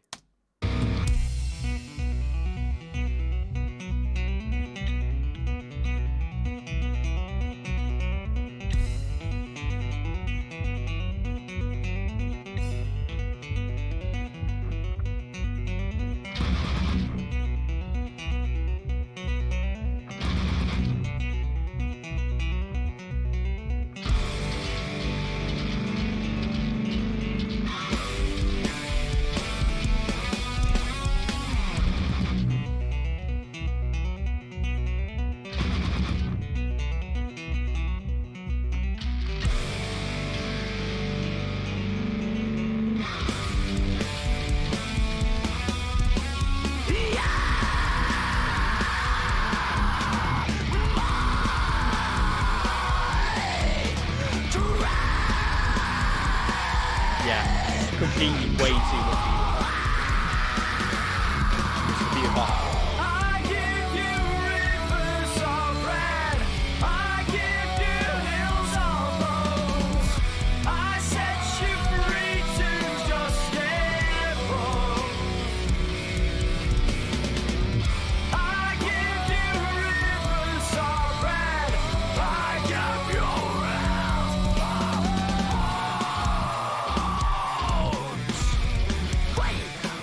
Scream, we scream as one day. Oh, scream, we scream as one day. Oh, scream, they all scream as one.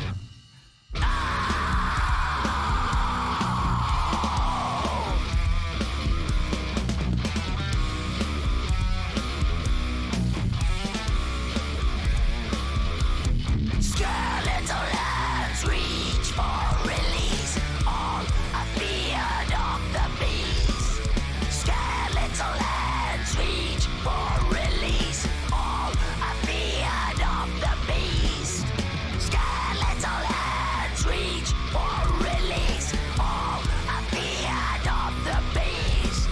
Skeletal hands reach for release. All feared of the beast. Released.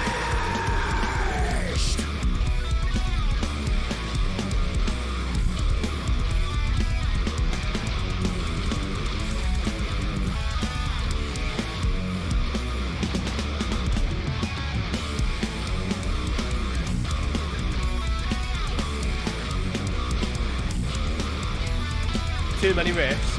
No. No, there isn't. Falling on more of them.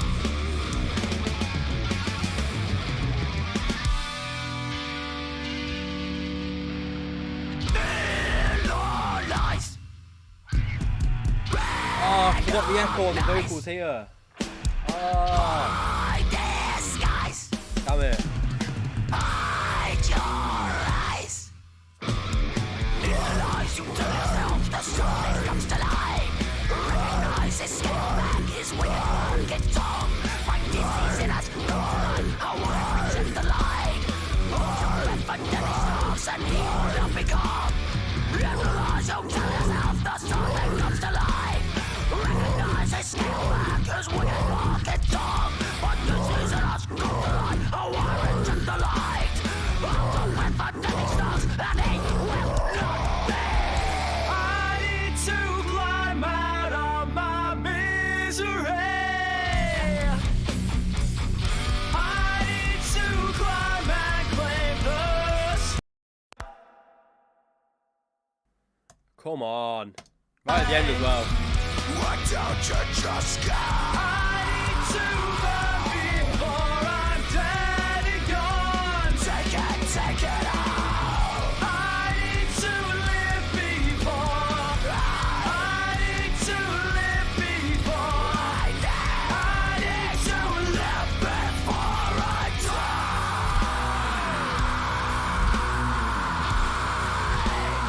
die.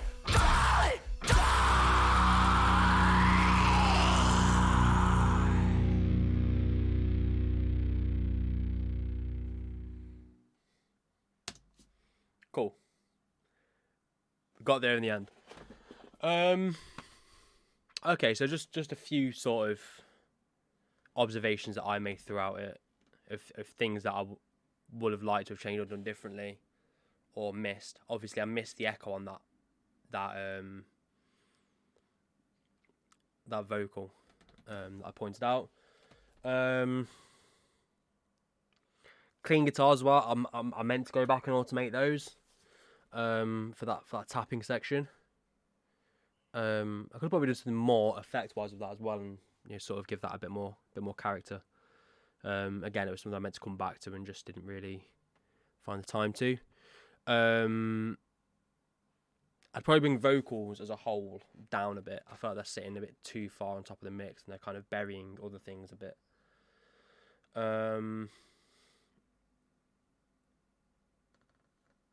Certain guitar parts as well, like the lead guitar parts can probably come up a bit.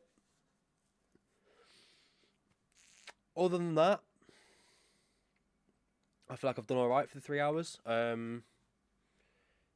Obviously, with things like this, there's got to be a point where you say enough is enough and it's done enough. And obviously, there is more that I could do with this, but there's also way more that I could find for myself to do with this, and more work I could give myself that wouldn't necessarily that wouldn't be necessary, like just stuff for the sake of stuff.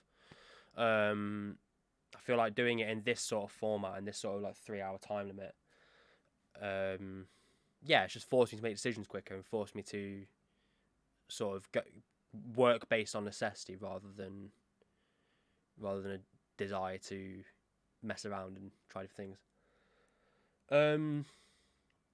Okay, I don't think there's anything really more that I can say about that. I'm glad that you guys that have checked out the stream have enjoyed it.